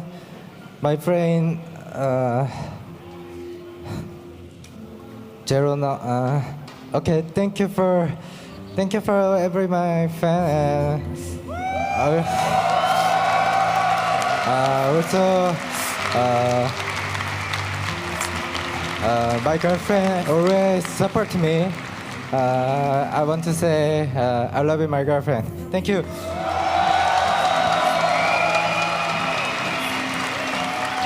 Congratulations again, ForGG. We can all see how much this means to you. Let's begin this prize ceremony so we can get this guy the trophy he deserves.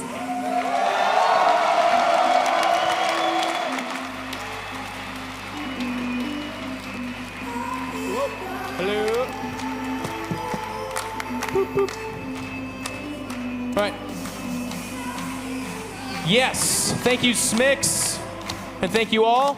Of course, Dreamhack would not be possible without the people that make it possible, the sponsors. So please join me in welcoming them out here so we can get this going. First, we have Drew from Razer.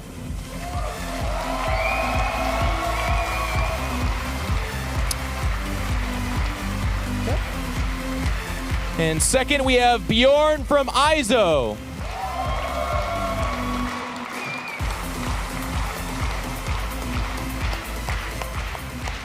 Mark from Blizzard.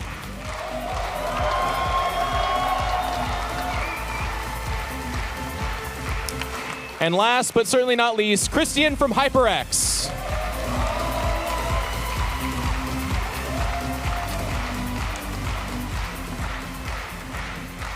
And of course, we wouldn't have Dreamhack without competitors as well. So ladies and gentlemen, one last time, help me in bringing these guys out here. Your fourth place finisher, ForGG.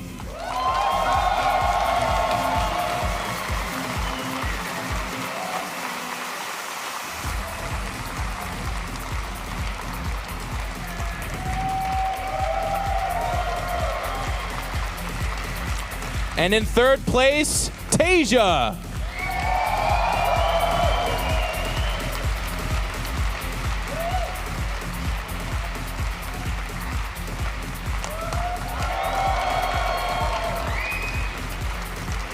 putting up a hell of a fight and giving us a great show. In second place, it's Life.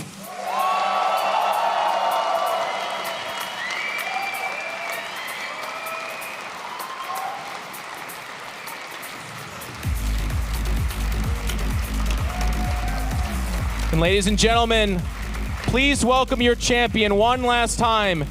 From 2014 Dreamhack winner, it is ForGG!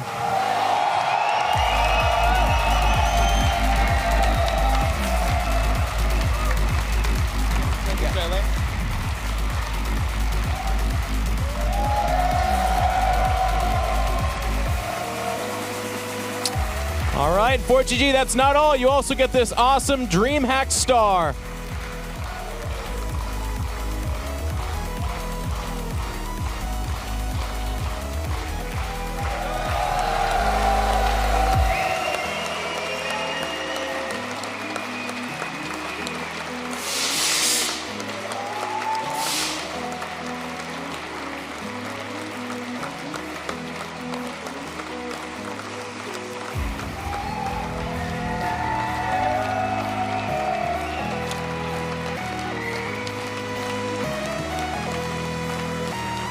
All right, ForGG. We have a tradition here. It's the final boss. You're an adult man. It's time to see if you can do it. Can you do this? Okay. Oh, how? Oh, I don't know. You shake it up. Okay. Go up there. ForGG, everybody!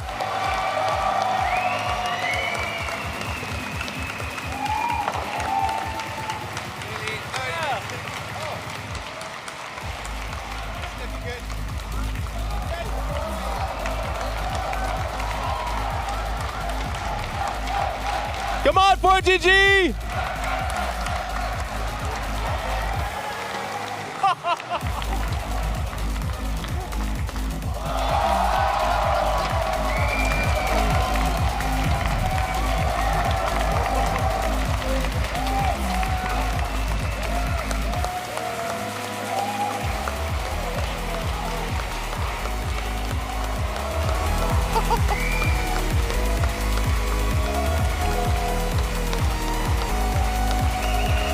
All right, one last time for ForGG, everybody. ForGG!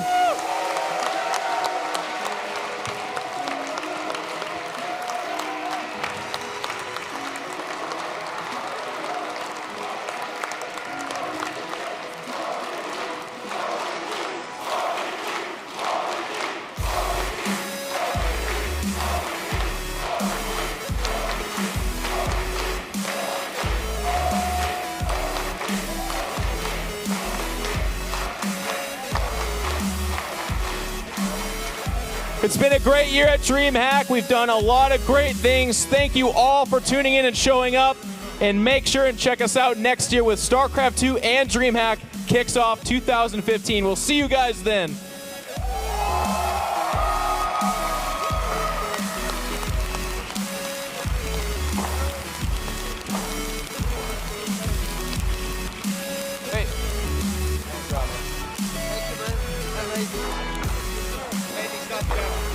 Thank you very much. Thanks so much. Thank you.